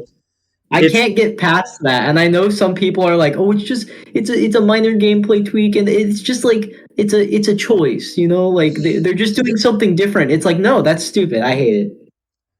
But people constantly argue that Pokemon is too easy.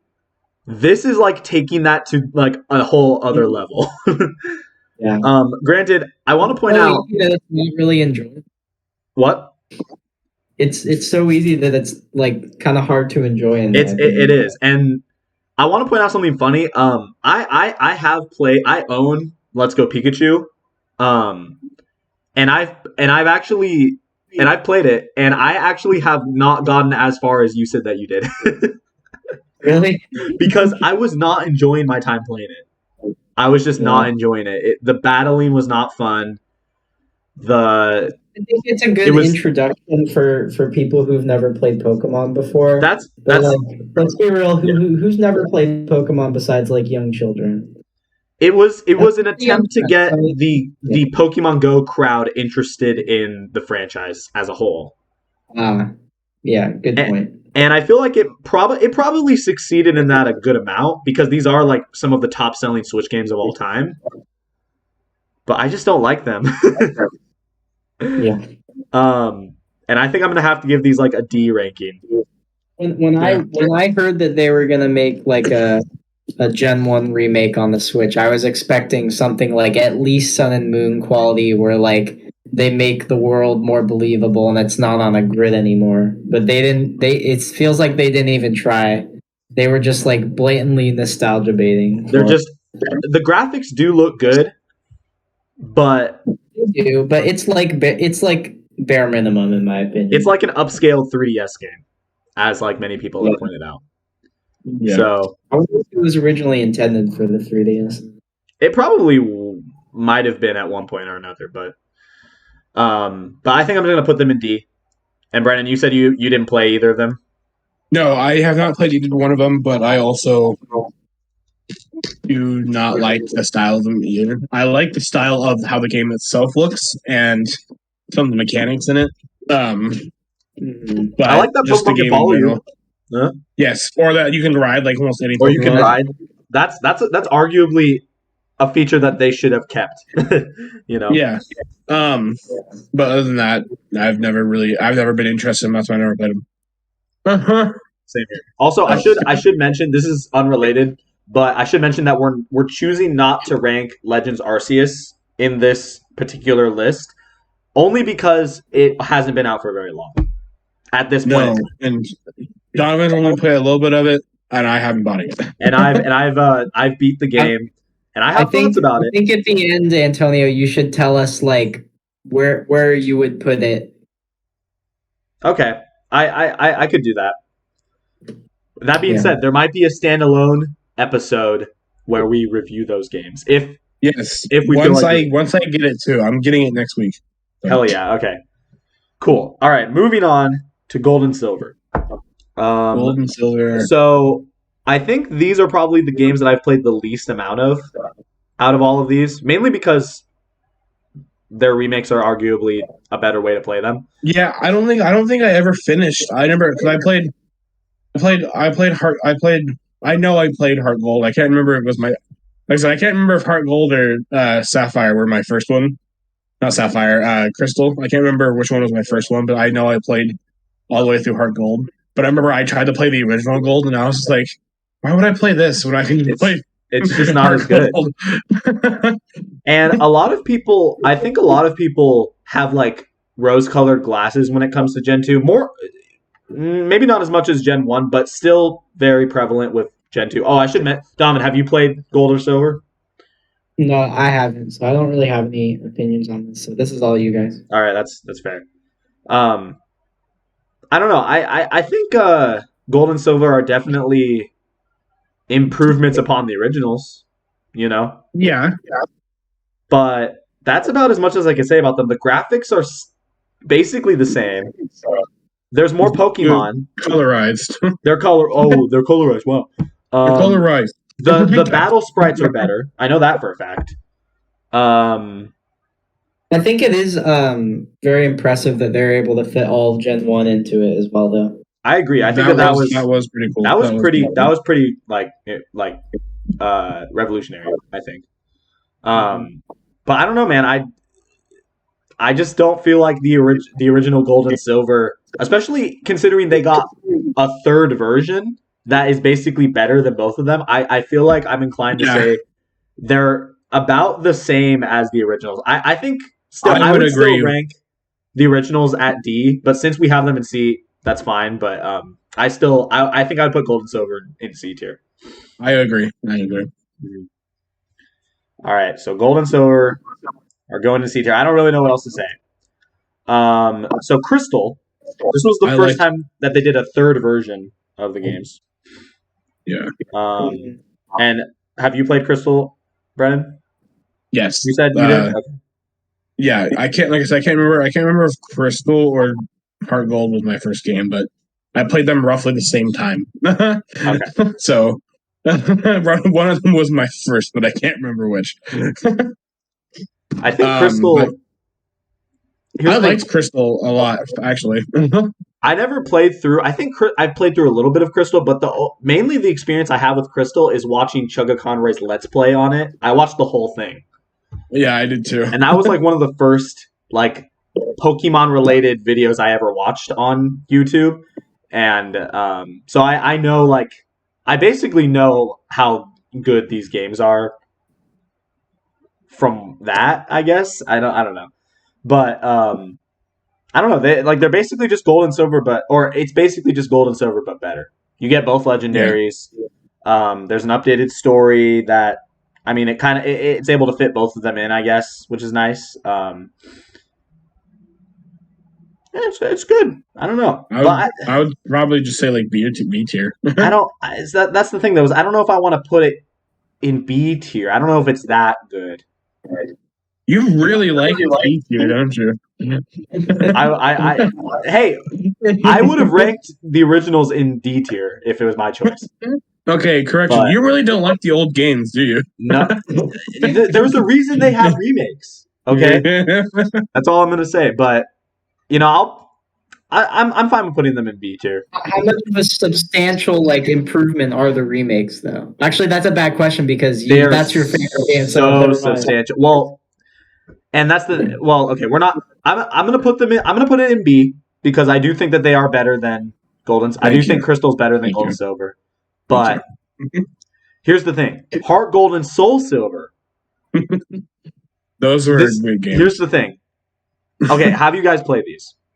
I have played Heart Gold, yes. Regrettably, I have not, but I want to because I know it's your favorite. These are my favorite pairs of games. Specifically, Heart Gold is my first Pokemon game, so you could always make the argument it was my first game, so obviously I have nostalgia for it, and it's, But even taking that away from it, I still think Heart Gold is very good on so many different levels. Should I care to explain, or can I gush about Heart Gold? I would say yes, except for the fact that we've still only ranked that many, and we've already been going for about half an hour. That is not true. We did not start at 10. We're at about 20 minutes. Okay, you're right, but it won't take long. It won't take long. Okay, short rant. Listen. Heart Gold and Soul Silver have so many good qualities, right? Following Pokemon. Access to not only the box legendary, but the other one as well. All 3 legendary dogs, all 3 legendary birds. You get the legendaries of the Hoenn games. You get the starters of the Kanto games and the Johto games and the Hoenn games. You get the Safari Zone, which was added from Gold and Silver. You can catch so many more Pokemon from that area alone, right? There's so many other areas in the game where you can catch random Hoenn and Sinnoh Pokemon that you couldn't in the originals, right? Because they didn't exist. Did I mention following Pokemon? That was incredible. That was a revelation. Better graphics. The graphics looked beautiful. They basically took Diamond and Pearl's engine and improved upon it, made the original games look better, right? You have 2 regions to explore, Johto and Kanto. And you can fight all the gym leaders, okay? The final battle with Red is iconic. Okay. I love the final battle with Red. Now, granted, this wasn't the first game that had that. Obviously, Gold and Silver had those first. But the atmosphere that it creates with the updated graphics when you climb atop to the peak of the snowy mountain and you see Red there and he doesn't even say a word to you. You just start the battle and it's the highest level Pokemon in the whole game. It's incredible. Okay, it's incredible. And I think I was blessed that these were my first games because I think these these made me into the Pokemon fan that I am today. What was this tier? That being said, I don't know, man. I know this is predictable, but I'm gonna have to say S tier for these. I don't have any reason to put them any lower. I'm not gonna fight you on it because, like I said, Heart Gold was one of my first games, whichever one happened first. And I had a blast with it, and it was, whether it was my first or not, it was one of my first introductions to Pokemon, And I remember my cousin showing it to me and letting me play it, and just being able to explore everywhere and the red battle and everything. I won't fight you if you want to put an S to. I think it deserves a high rating for sure. The funny story for these is that originally I used to be someone who thought Pokemon was for nerds, right? We have a hypocrite. We have a hypocrite now. I got Heart Gold for Christmas, right? Not because I wanted it, but because apparently the person at the store told my mom that like they were really good games, so she was like, "Oh, maybe he'll like this one." And I was like, "Oh, Pokemon, I don't want this." So I didn't play it for like a week, right? And then I finally decided to play it because I was like, "Well, it's there," you know what I mean? It might have not been a week; it might have been like a couple days because I feel like my mom probably would have taken it back by then. But I still had it, and I decided to put it in my DS and play it. And I loved it. I couldn't put it down. So fate was made that day. It was, and you know that it brought me to where I am today. So what else can I say? That's beautiful, man. I know, honestly, I feel like I should write a novel about it. It's my Pokemon.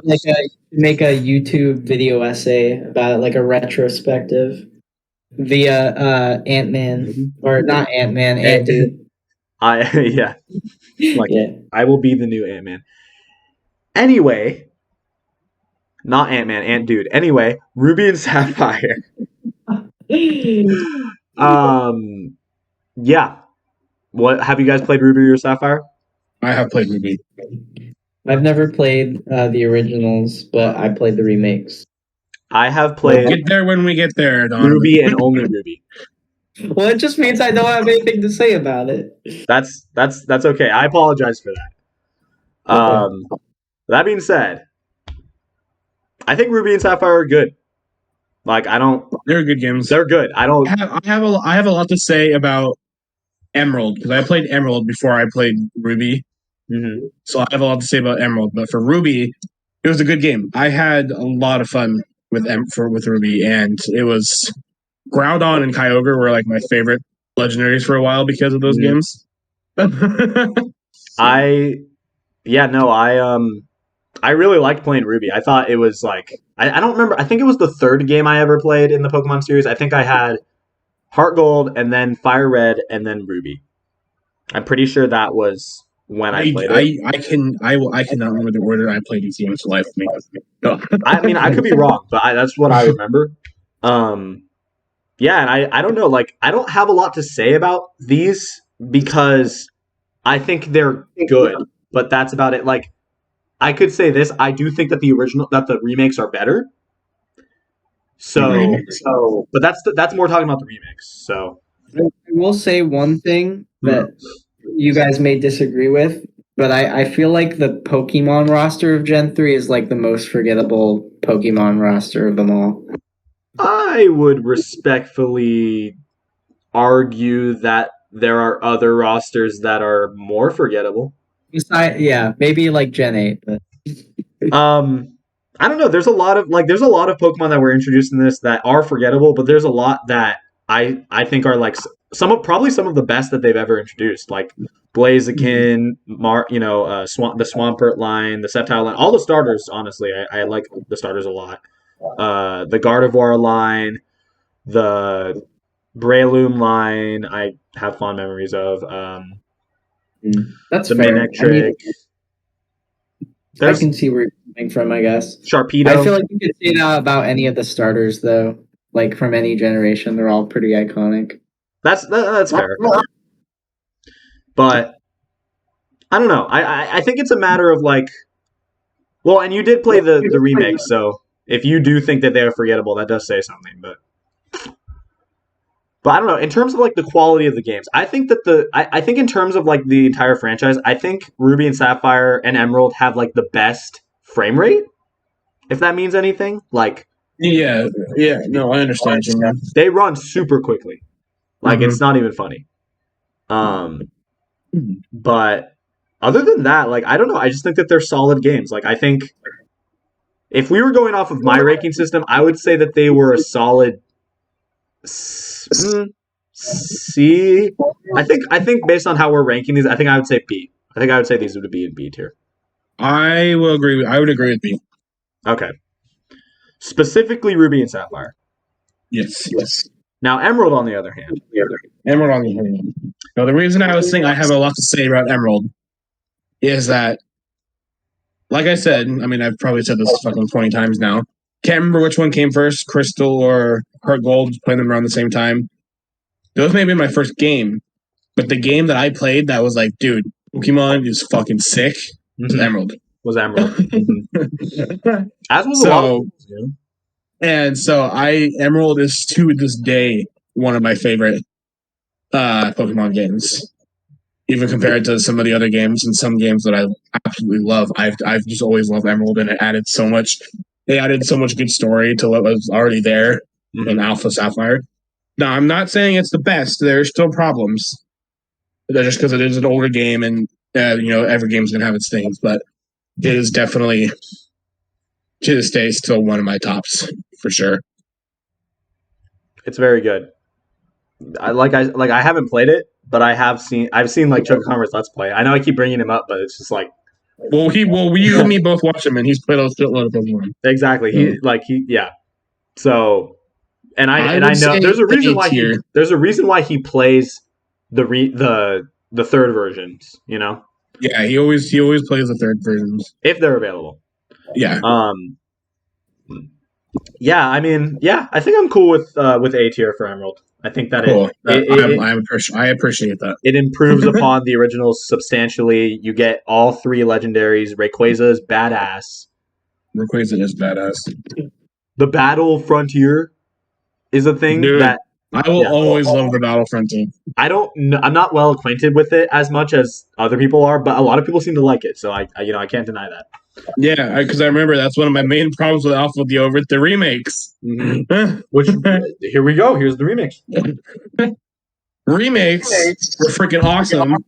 They are. Omega Ruby and Alpha Sapphire. I remember when the game came out, and I remember you playing it in Mayo on the bus, and I remember it looked so cool to me because you could fly. And weren't all the legendaries at the time in it? Most of them, yeah. You could get them to special event portals and stuff like that. Yeah, I remember. They introduced Hoopa. In Omega Ruby. They introduced Hoopa. Here's the thing.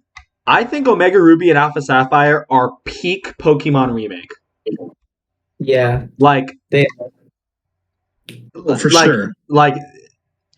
And that's saying a lot because Gold and Soul Silver are my favorites, but in terms of the best Pokemon remake, I think it's Omega Ruby, Alpha Sapphire, hands down. The amount of content in those games to this day is still shocking to me. Oh yeah. And new Mega Evolutions too. Also, I want to say enjoyable. The opening. I've always loved the opening to those games. It's very good. So every time it plays, I almost start to tear up. It's the opening is so good, and it's nostalgic to me. It's chilling. It's probably one of the best openings that a Pokemon game has had. I would have to agree with you. Yeah, the best opening. Yeah.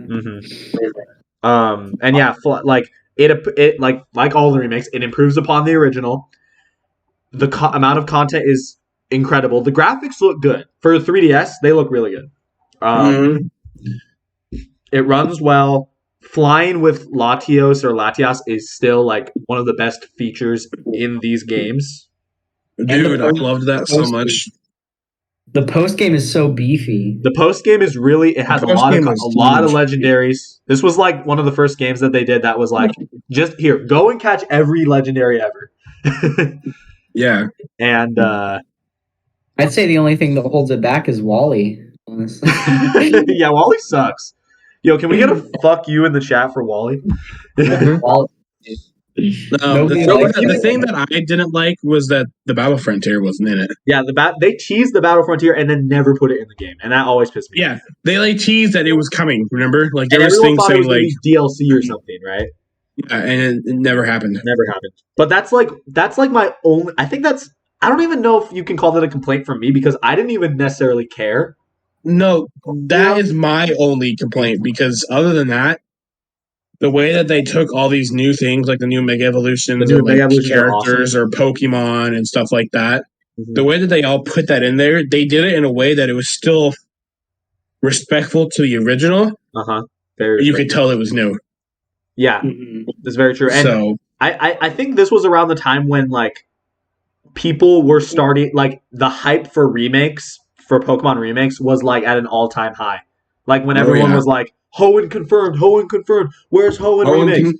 Dude, hashtag Hoenn confirmed. Do you remember those days, dude? Oh, I remember, dude. I was so excited when they were. And I think I played Ruby at that point. But I was like, my hype was like, they looked so good. I was like, oh my god, give me these games. I remember getting them on launch day, or getting Omega Ruby specifically on launch day, playing it in a week because that's how excited I was to play it. I got Alpha Sapphire for Christmas, and I beat it in the last week of winter break. Oh, I couldn't put it down. It was a problem. No, I could not put it down. I beat that game so fast. It was so good, and yeah, I'd have to go with S tier, right up there with our I would agree. Even though the Battlefront tier stuff made me mad, the rest of the games is still good. It was incredible. Do you agree, Donovan? I agree. Yeah. You're just like, no, F tier. It is not F tier. Yeah. That being said, F tier. Okay, moving on to Diamond and Pearl. So I played Diamond. I think I've played all three of these. That's right. You and me went reverse because you played Pearl first and I played Diamond. I played Pearl first. You played Diamond first. So you bought Brilliant. I brought Brilliant Diamond. You bought Shining Pearl. Yeah, we've done some weird mixing up with the order that we played these games, but yeah. Wait, but what'd you say, Donovan? Pearl is my baby. Pearl is my child. Oh, I know Pearl's your baby. Just laying out on the table, like, this is my S tier, and I realize that's for nostalgia, like, just on its own, but, like, I fucking love those games. And I feel like if I went back and played them today, I feel like they'd hold up. I feel like they would still hold up and be, like, really just quality, classic Pokemon experience. Antonio's got them things to say. Yeah, I can tell he's raising his hand. You're really not going to like my thoughts on that. Yeah. I have a question. I have a question for you. Have you played just Pearl, or have you played Pearl or Platinum, or all three of them? I've not played Platinum. I've just played Pearl, but like I don't feel like I need to play Platinum to get like the full experiences. I know that there's a lot of improvements in Platinum, so I would say that probably if there was going to be an S tier or a high ranking one here, it would definitely be Platinum. I'm just saying personally. So yeah. Maybe before I say anything, maybe you should talk about Diamond and Pearl with Brendan. So I only ever played Pearl. I didn't know this was going to be so nice. I know Antonio's making it seem dark. Well, okay, I want to know what you think. So I only played Pearl back in the day. That's why I bought Brilliant Diamond now. I never played the original Diamond. I never played Platinum. I did watch Let's Play of Platinum, and yeah. Platinum was really cool. A lot of the things that were in it were really nice. But like for me, Pearl was it was a good game. Like it was a good game to me. So like it wasn't nothing like it wasn't as special to me as like Emerald, but it also wasn't as like kind of bland, like okay, it's another Pokemon game to me as like the original the original Gold and Silver. Mm-hmm. So like it was for me, Pearl was just like just barely below the amount of love I had for like the original Ruby. Just because like for me it was kind of like, oh cool, my Pokemon game, cool. The only thing good for me that came out of I better not be wrong on this, but I think you've corrected me before.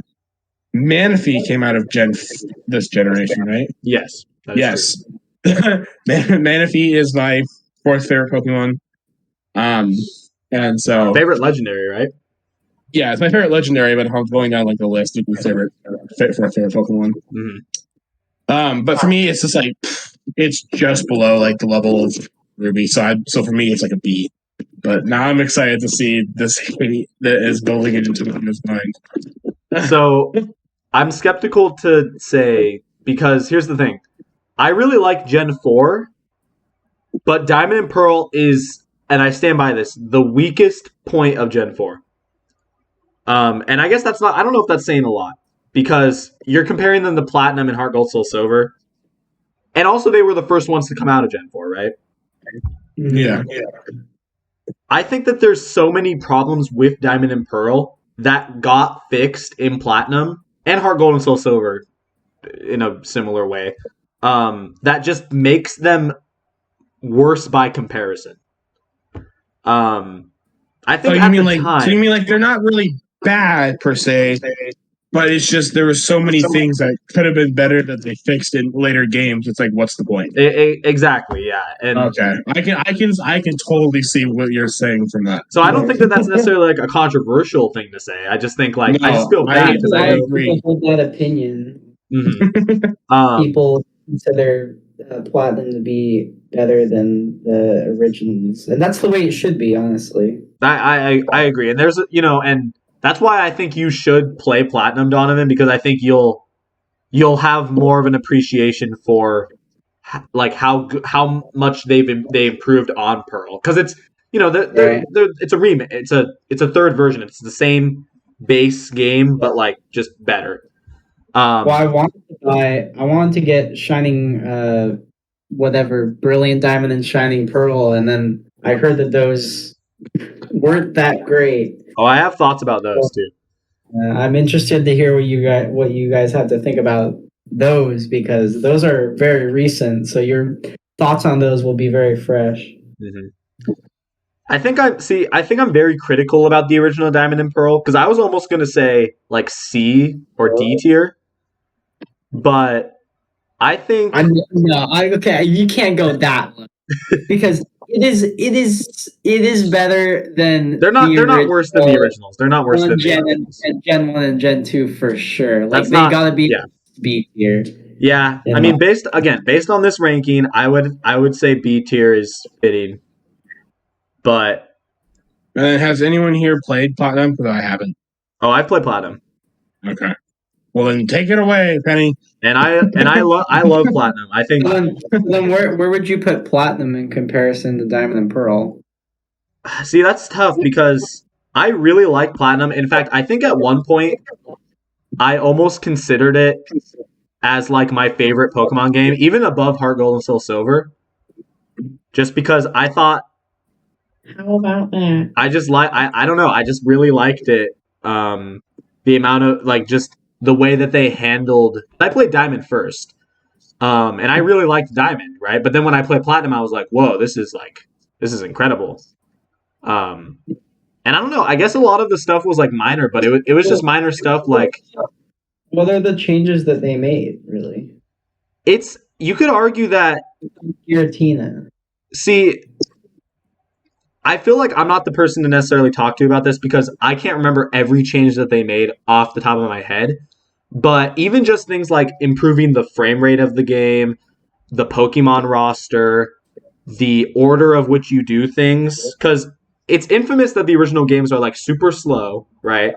There's a huge gap in between the second and third gym, which is like a really big complaint that people have about those games. And so they paced it a lot better in Platinum.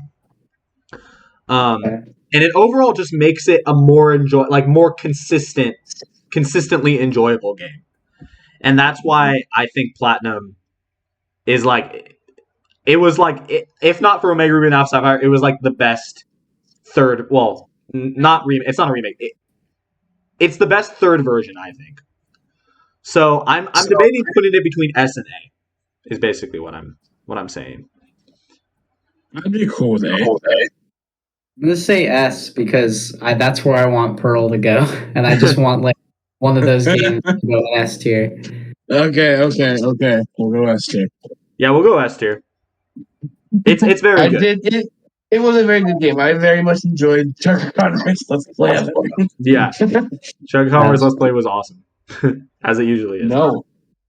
Anyway, Brilliant Diamond and Shining Pearl are next. These are the most recent, not counting Legends Arceus, main series games. And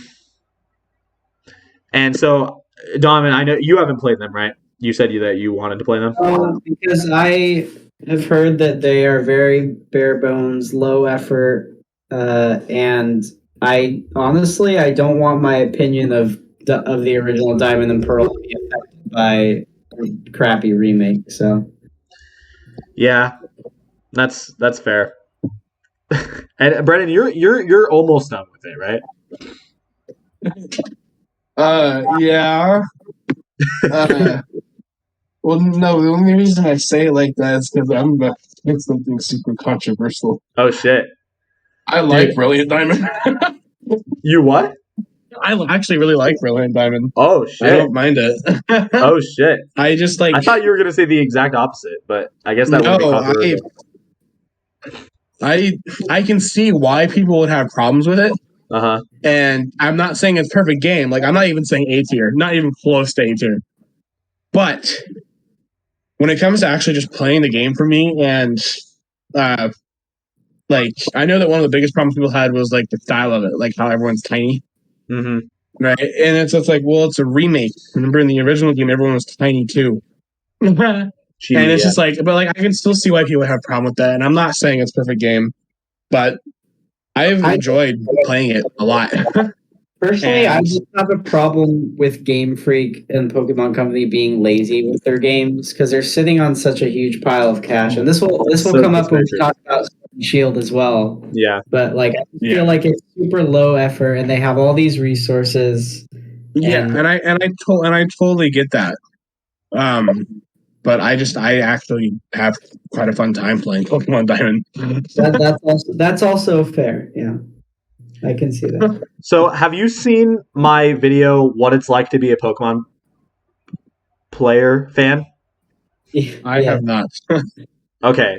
So, because I can relate to that a lot. That basically sums up all of my thoughts about the games in their entirety. Basically, I think Brilliant Diamond and Shining Pearl are just lazy. Like, they're very rushed remakes. They have some, like, they're nostalgic, and I enjoyed playing through Shining Pearl, but even I was able to, like, realize its flaws, and especially considering it's in terms of remakes, it's following Omega Ruby and Alpha Sapphire, it's, like, sad.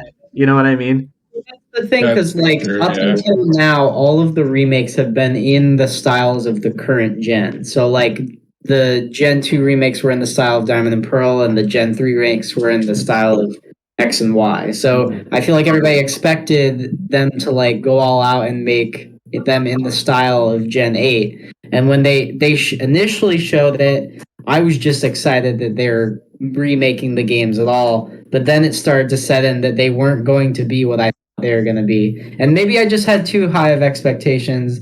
And I don't think it's necessarily bad that they're staying super faithful. I think it's you could say it's just like a stylistic choice for them to stay faithful, and that they're just like doing it to respect the old games. But I don't personally feel like that's what it is. I feel like it's just laziness. I agree, and that's the thing is like everyone had that expectation about the remakes because the remakes were going to happen no matter what. But everyone had that expectation, and personally, I was not bothered so much about the style like you guys were saying. And so, like, that wasn't the problem for me. It was just more like they could have polished the game a lot more, and it really just illustrates the problem with modern Pokemon games is that despite all the resources they have, because they're yearly releases, they don't have the time to put all those resources in before the deadline. So they don't. And then if there was one game that I really wanted them to get right, it was these games. And I just don't think that they made the right choices. They made a lot of good choices, but some of the other choices they made were like, really? You know? Yeah. Well, these games were being hyped up for years too. They were, and yeah. So like, a lot of people were disappointed. Almost, you might even say almost more than the Gen 3 ones, but I don't know. But I think almost more than the Gen 3 ones. Yeah, because it was such a large gap between the Gen 3 remakes and the Gen 4 remakes, longer than the usual time that we have to wait. 7 years. Yeah. Which is a long time. And for that 7-year wait to lead up to the product that we got was just a little bit of a letdown, but it's not like they had 7 years to develop the game. They were developing other games, so yeah. I don't know. And also it was from a different team, right? So that's another thing to factor in. I don't know. See, I think they just could have done it more justice, and that's the be all end all of it. Despite the fact that the remakes, I cannot confidently put them above B tier.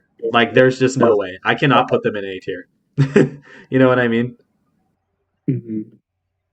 Would you say that the improvements that they do make it better than the original Diamond and Pearl, though? Yeah, I'd say so. They're definitely better than the original Diamond and Pearl, but not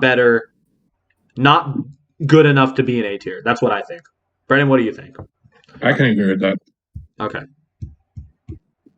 That's what I think, because they do have like more content than than Diamond and Pearl, and the graphics look by technicality better.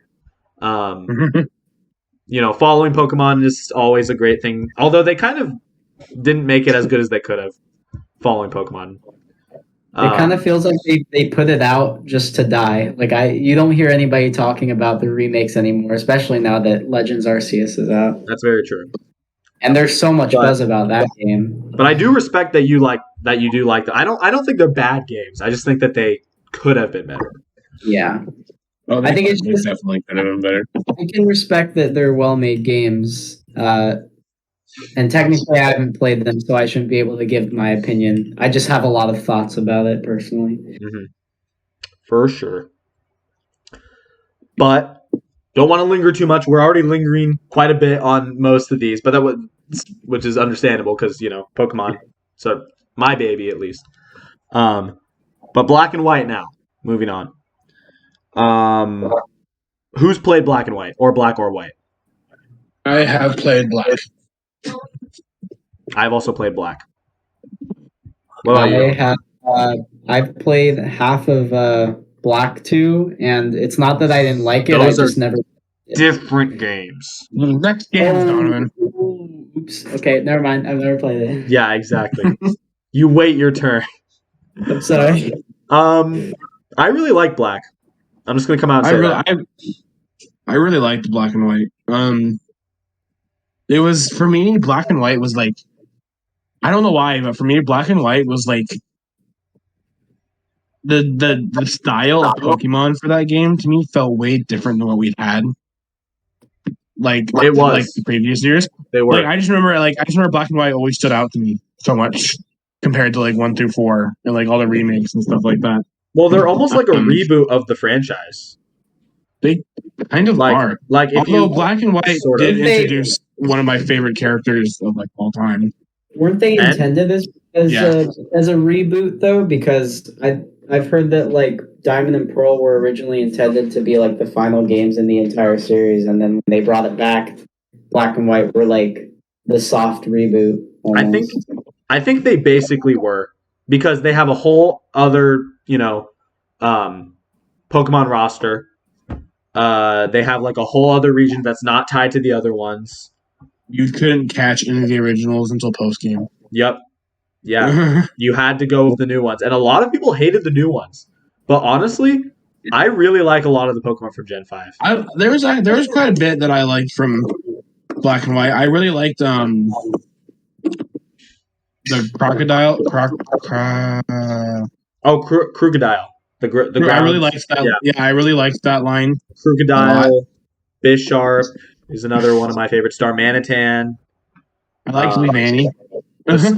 The starters were Oshawott the only one that I really like. Same.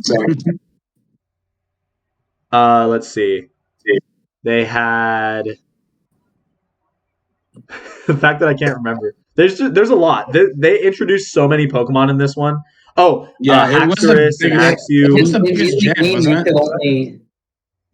Wait, I'm sorry. What? Go ahead, Brennan. It was the biggest gen, wasn't it? Like, wasn't it the most Pokemon added? 156. Yeah. Mm-hmm. Yeah. Oh, Victini. Well, that's because you could only catch the black and white Pokemon in that game, right? Yeah. But and not until post game. In post game, the others became available. Oh, the bug types of this gen: Scolipede, Leavanny, and Scavalier. Leavanny was like the first bug type I've ever actually used. I actually used Leavanny back when I played. It's very good. Yeah. They buffed bug types a lot. They made some really badass like dragon types and buffed a lot of other types too. So and the story is also really good. I want to bring the story is good. I did like, and then I also liked they weren't my favorite evil team, but I really liked Team Galactic, Team Plasma. Team Plasma. Who was your favorite evil team? Just out of curiosity. Magma and Aqua. Magma and Aqua? Yeah. Not Team Flare. Fuck Team Flare. Team Flare sucks. Fuck Team Flare, dude. No, honestly, yeah, no, I really like Black and White. I think I would have to put them in A tier. I definitely agree with A tier. All right. A tier they go. So Black 2 and White 2. And guys, I played White 2, but I never finished White 2. Oh, you. Shame on you. Same here. I've played like halfway through Black 2. What? Yeah.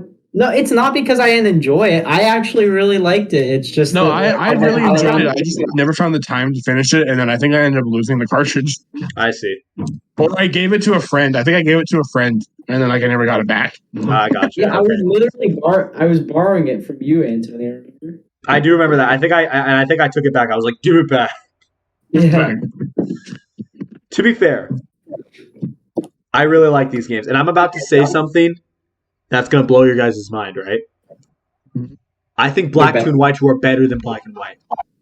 No way. I wouldn't know. Oh my God, I think you said that. I know. Isn't that crazy? I wouldn't know. I never finished them. Isn't it basically like a remix, kind of, more or less, with a new story?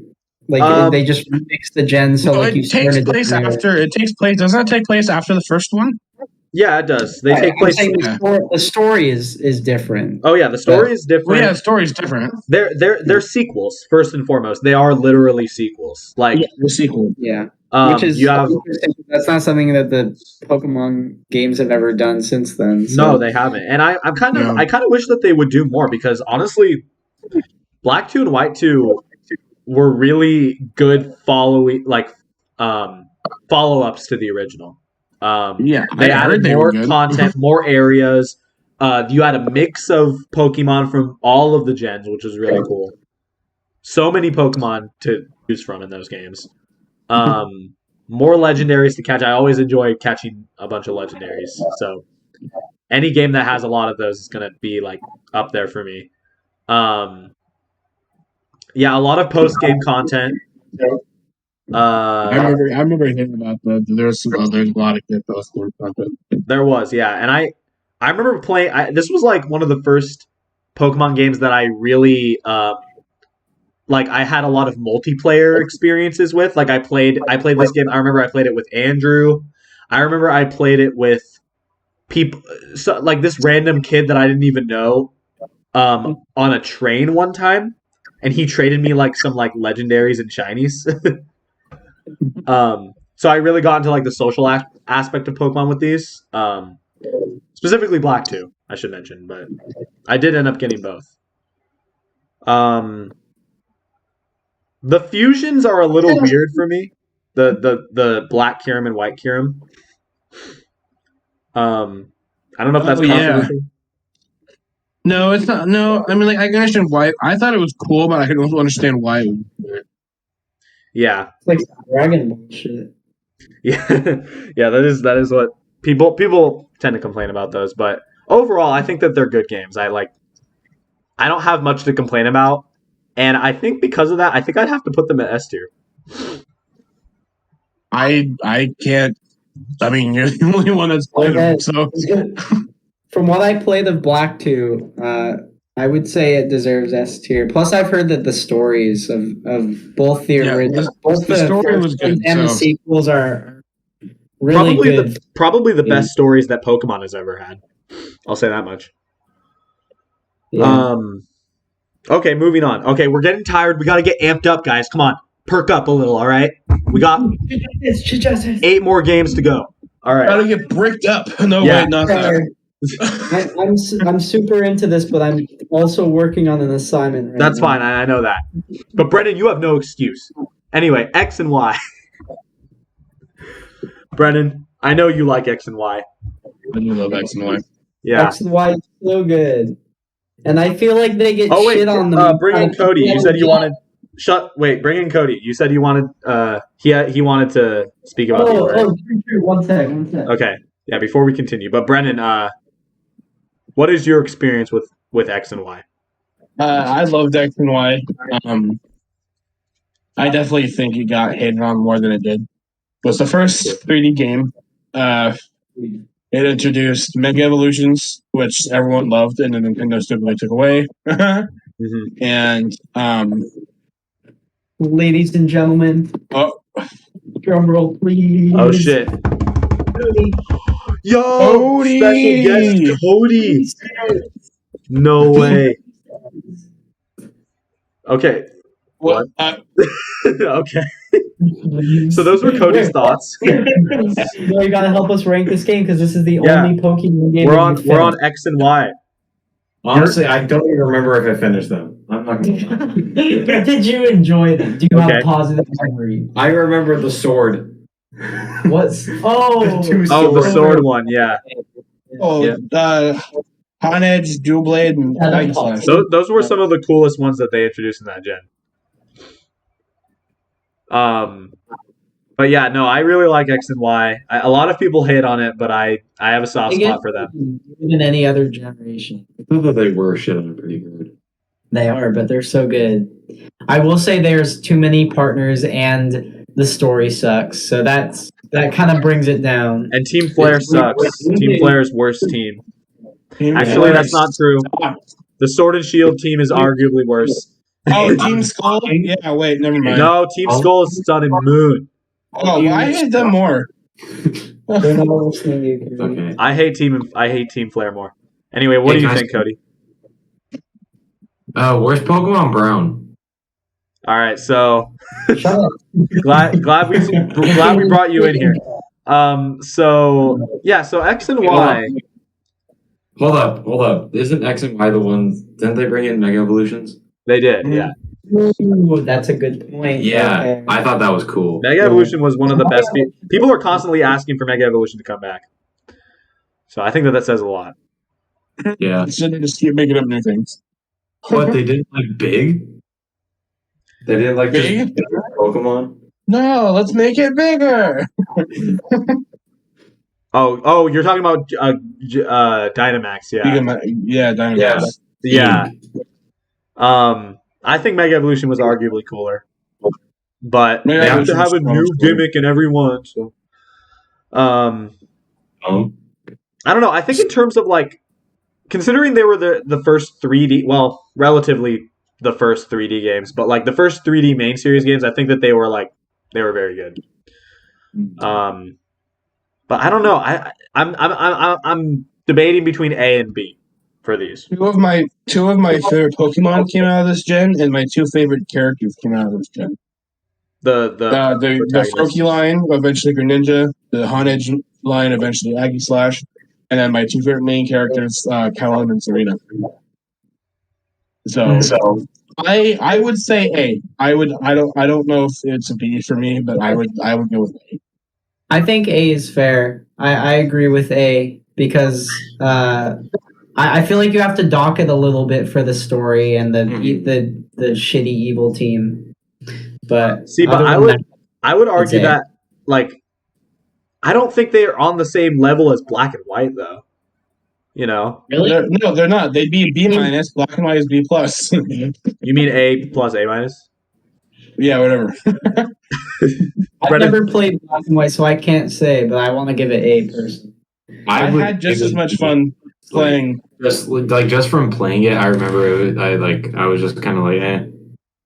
Like, this is cool, but like... I had just as much fun playing that game as I did Black and White. Okay. I mean... Also, my opinion is not super valid, only because I don't remember much of playing it, and it was the first and only Pokemon game I've ever played. So we have 2 Bs and 2 As. Well, Cody didn't say a ranking. He just said it was A. He just said B. Oh, he said B? Okay. We have 2 Bs and 2 As. Yeah, we need a tiebreaker. Wait, hold on. I'm going to get a tiebreaker really quick. Oh, no. He's going to get, like, Andrew or Quentin. They're going to talk shit on it. No, if I do it first. It's going to be Quentin. No, Quentin is coming in for a fifth opinion. Not if I do it first. What, you're going to get Look, ladies and gentlemen, our next guest for the evening. Let's have a chit chat. Wait, is that it? Yeah, that is it. Oh, let's go. Quentin, you have to go check your phone. What the? Okay, we lost our guest. Or he might come back, actually, though. Oh my god. Okay, Quentin. I have a quick question. Game in the Quentin, I have a really quick question. Friggin' fun. If you so we're doing in a Pokemon tier list, where would you put Pokemon X and Y? That is the question. Probably F tier. All right. Wait. So what's the question? No. I actually think that Pokemon X and Y are B tier. That's what I'm saying, and that's what Cody's saying. I think it's bullshit. This is bullshit. So we needed a tiebreaker. This is bullshit. No, awesome. If Black and White are bottom A tier, there's no way that's what I'm saying. There's no way you could put X and Y next to Black and White. That's bullshit. That's bullshit. Hey, I was just here for the chit chat. Exactly. Get out of here, Quentin. You're never welcome back. Pleasure as always. Thank you. Thanks for your ass opinion, your awful opinion. Fuck you. Well, you. Thank you, Quentin. All of a sudden I have this really Hey Donovan. All of a sudden I have this really strong urge to move Heart Gold and Soul Silver into C tier. Do you want to do a 2 against 1 and move it down? Me too. I just played for the entirety of Heart Gold and Soul Silver. I can say it's solid F tier. Yeah. Well, guess what? Guess who's in control of the tier list, huh? Yeah, this is leave the chit chat. This is This is democracy. Thank you, Cody. Thank you, Cody. Cody, you ruined everything. Get out of here. It would have been 2 A's versus a B if you never came here. Bye, Cody. I actually love you. Oh, my hair is revealed. Follow Cody says. Yeah, follow Cody says. Link in description. On Instagram, Cody says. All right. Get out. As much as I'd love to debate you guys more about X and Y, which we can do when we're done, we have to move on to Sun and Moon. So, I think we've all played either Sun and Moon, right? The hype leading to Sun and Moon was unlike the hype for any other game I've ever crazy, dude. Yeah, it was the first Pokemon game I pre-ordered. Yeah, same here, I think. Yeah, I think I pre-ordered those. Yeah. Okay, hold on. Wait a minute. Stop. What? We are not putting X and Y in bottom B tier below Fire Red and Leaf Green. Okay. God, all right. Okay. Continuing on. Well, in that case, I'm moving Black and White up. Here. Fine. And I'm moving Gold and Silver up too. What the fuck? I forgot we were. I forgot we were doing rankings within tiers. So that's fine. Let me make a couple edits here. I think Ruby and Sapphire go above these. I think Diamond and Pearl. I'm not even asking for you guys' opinions anymore. I'm just doing my own thing. No, I agree with most of these so far. Yeah, no. Let me know if you disagree. But of shining and brilliant, whatever bullshit. Yeah, there we go. That's better. And then I think these stay at the bottom. Yeah, no, those can stay down there. What's actually going F tier? Oh, and then in these, I think these go above platinum for me. Yeah, that works. Okay, we're good now. We're good. Okay, Sun and Moon. Yes, we're good. I agree. The hype was crazy for Sun and Moon. I remember this was the first and only Pokemon game I've pre-ordered. Yep. I pre-ordered both Sun and Moon and played and beat both Sun and Moon. Both? Dude, that's commitment. I pre-ordered both and beat both. Dude, what the hell? I don't even think I have both of them, but I never beat Moon. I only beat Sun. Yeah, I have both.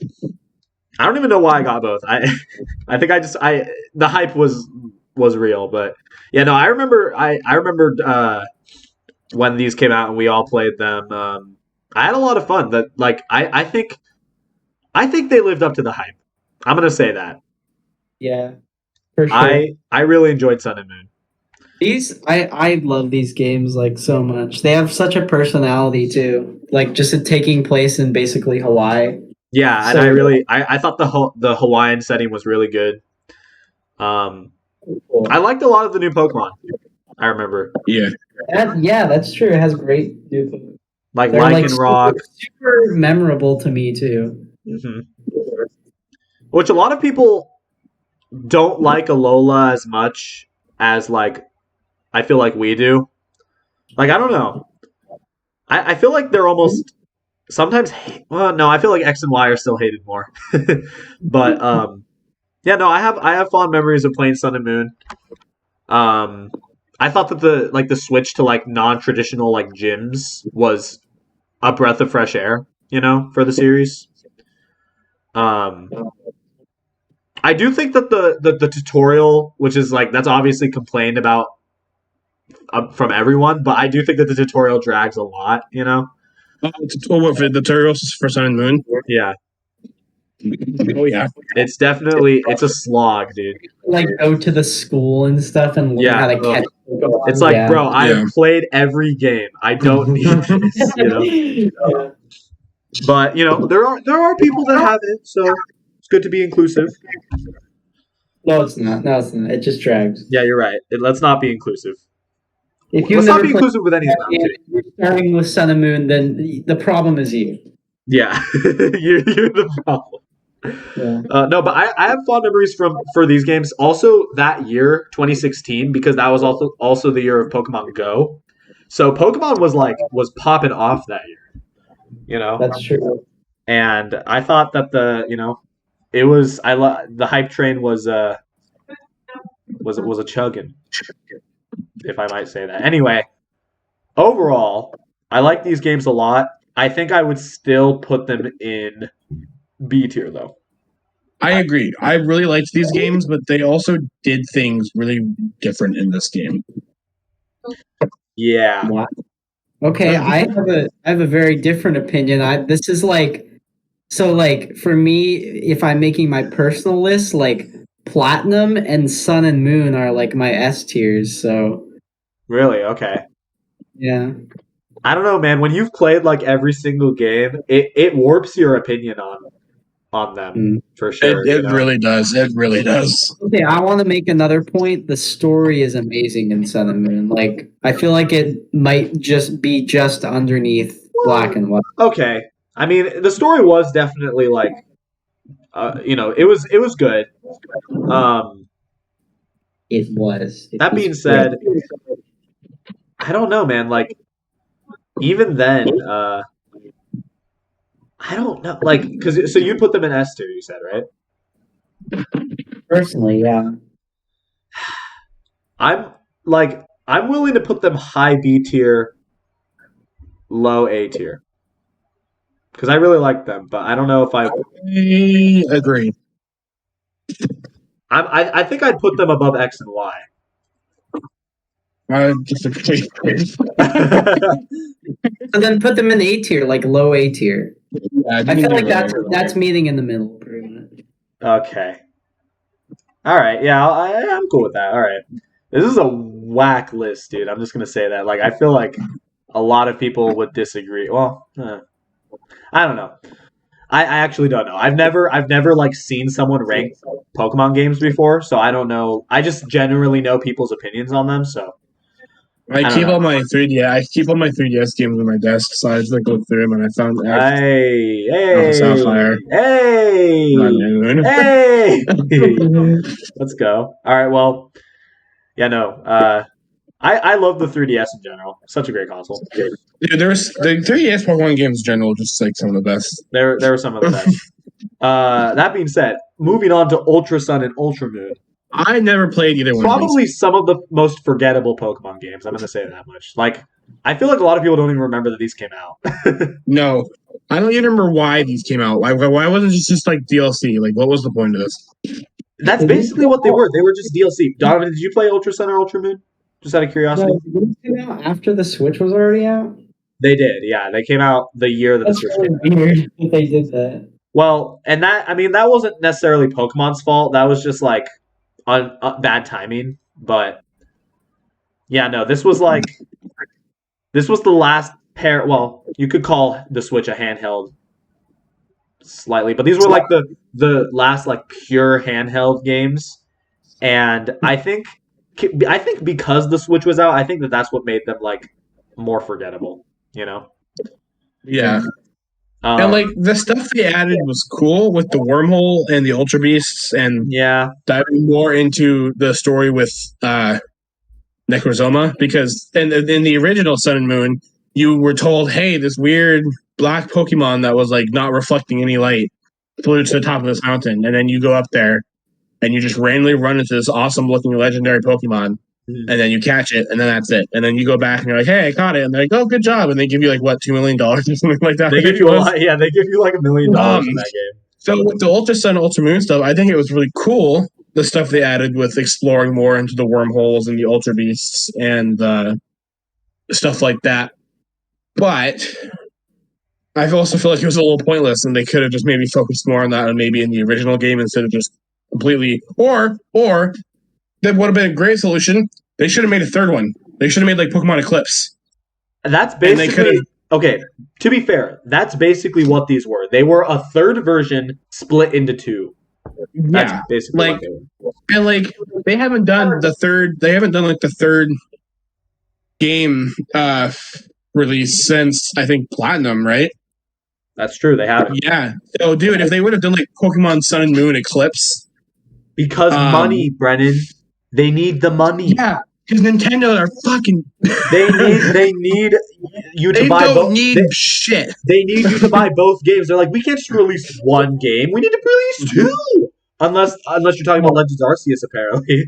But yeah, right. Yeah, no. But with Ultra Sun and Ultra Moon, I don't know. It almost makes me mad to the point where I almost want to put these below Sun and Moon because they're almost like Sun and Moon, but like unnecessary. You know what I mean? Like they did, like these didn't have to come out. You know? No, these did not have to come out at all. The Rainbow Rocket team. Oh my God, you're right. The Rainbow Rocket team. We have to put them in S tier because of the Rainbow Rocket team. Wait, because of the what? The Rainbow Rocket team, Rainbow Rocket. See the fact you don't even remember that. That's oh no, I don't even remember that. The whole like where they brought back all the old team leaders and shit. Yeah. Yeah, I don't, dude. Like that was cool, but like clearly I didn't even remember it. I don't know. This is really hard because I feel like they're like they actually are like slightly better than the original Sun and Moon games. They are. Yeah, I think we need to stop looking at them and the fact that they were the stupidest fucking thing ever made and just money grabs, but they were still good games. Yeah, very true. So, I don't know, man.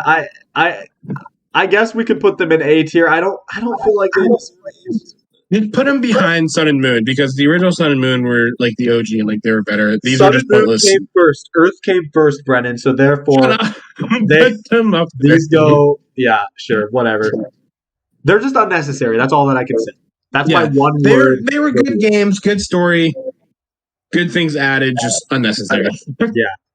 Okay, we've reached the final pair. of games. Finally. And possibly the most controversial pair of games on here.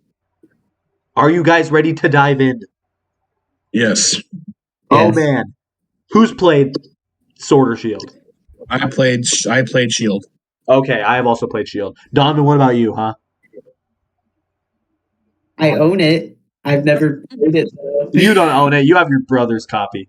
My brother owns it, okay? Exactly, yeah. Are you the same person as your brother? Yes. Okay. Because I can just walk into his room and grab it and be like, this is mine. So it's basically mine. Okay. You're like hippity hoppity, Pokemon Shield is now my property. Yeah, exactly. So there's a reason why these are divisive games. I'll say that much. Because I feel like the hype, a lot of bad things came from the year that these games were released. No national decks, bad graphics, no,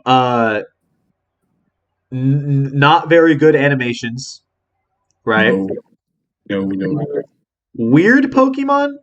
Like here's the thing. Here's the thing about the Pokemon roster for Sword and Shield. They're very weird, but I don't think that they're bad. Does that make sense? No, they're not bad. Although I am gonna lie, I'm not gonna lie. Yeah. Out of every Pokemon here, hands down my least favorite cover box legendaries. Yeah. Like, that's very true. not even close to the love of like Kyogre and Groudon or Palkia and Dialga and stuff like that. That's a very good point. Yeah. Or my favorite duo, X and Y. I do think, like, even when they first were announced, I was like, really? Dogs? Yeah, I remember watching people react to it. The trailer did hype it up really well. They did. Like the trailer, but like always, the trailer made it look really good. But then even like the legendaries were revealed, and they were like, dogs.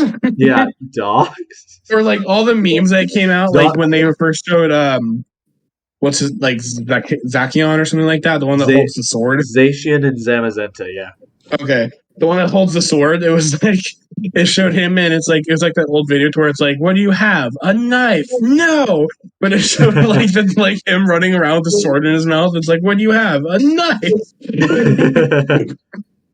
Yeah, there were some good memes that came from these games specifically, especially with like the camp feature.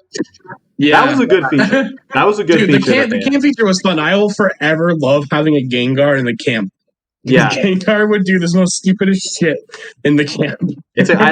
I loved how many people would like share their experiences of the camp on like Twitter and stuff. That was a good factor. The camp was good. The camp was definitely one of the good things that came out of this. That's where the budget went, was the camp. To the camp. Yeah. Donovan, what based on your limited knowledge of the games, what do you think? I'm just curious. Like the same thing that I think for Brilliant Diamond and Shining Pearl. Basically, everything I said then applies here. I just feel like they're lazy, and like I don't know. I feel like the fact now that Legends Arceus is out and it's kind of what I wanted those games to be, kind of makes up for it, and like maybe I can appreciate them more now if I played them now rather than if I played them before Legends Arceus came out. But I don't know. I feel like I can't really like give my full opinion on it because I haven't played them, and that'd be kind of unfair of me to try and rank them. Oh well, yeah, because like if I'm being perfectly honest, I had a blast playing Shield. I'm not saying it wasn't fun. It was still a Pokemon game. It was cool seeing the Pokemon run around in like the nature. The wild area was really cool. That was a precursor to everything we had. I caught a completely legit like random chance shiny. Like I wasn't even trying to hunt for one. I just found one and I was like, no way. Same here, actually. Yeah. Yeah. I think when you just see stuff like the opening cutscene where like the characters' lips are moving, but there's no full voice acting. It really shows it feels like they were really holding back on like making the game like live up to its full potential. And it was like the first like major Switch Pokemon game. So like it was, yeah. So there was high expectations for them. and I just don't. They did not meet the expectations. I'm gonna make the joke that everyone makes. Pokemon as a franchise, when these came out, it was clear that they were not evolving. No, as well as they should have been. You know. But that being said, I agree with you, Brennan. The first time I played through these games, I enjoyed myself. Like they were very fun. I very much enjoyed myself playing these games, and I beat it, and I still much enjoyed it. I did not like the Dynamax feature. I'm not a fan of Dynamax. But I had fun. And looking back after beating it and playing as much as I have, I realized that it definitely had its problems. Definitely was lazy on some parts. But like it was still a Pokemon game, and it was fun, and I had a blast, and being able to even though it was such a pain playing with you a couple times that you and me played together. That was fun. God, the online connectivity is awful. Online connection is terrible. It's like almost my least favorite part of the game. That's how bad it is. It's so bad, dude. And then we get this easy shit with Pokemon Diamond, like the Diamond Shiny Diamond. It's so easy in those games. Like that's another thing about X and Y and Omega Ruby Alpha Sapphire is the online was the best that it would ever. The online for X and Y and Alpha and Omega Ruby were so good. I wish we could just have that. Why I don't know why they didn't just keep that for the rest of the other games. The same reason that they didn't keep Mega Evolutions, because they don't care how much fans want it, they want to change it every time. Yeah, I guess. And so this isn't necessarily super relevant to the games alone, but I think that the DLC for Sword and Shield is also very good. If Brendan, specifically, if you haven't played it, I enjoyed it. I think you would also like it. I have not played it, but I've heard that it definitely helps with the opinion of the game. It does, yeah. But I'm trying to base my opinion on the games alone without the DLC. And I think with that, I feel like they would go at like low B. For me, I would say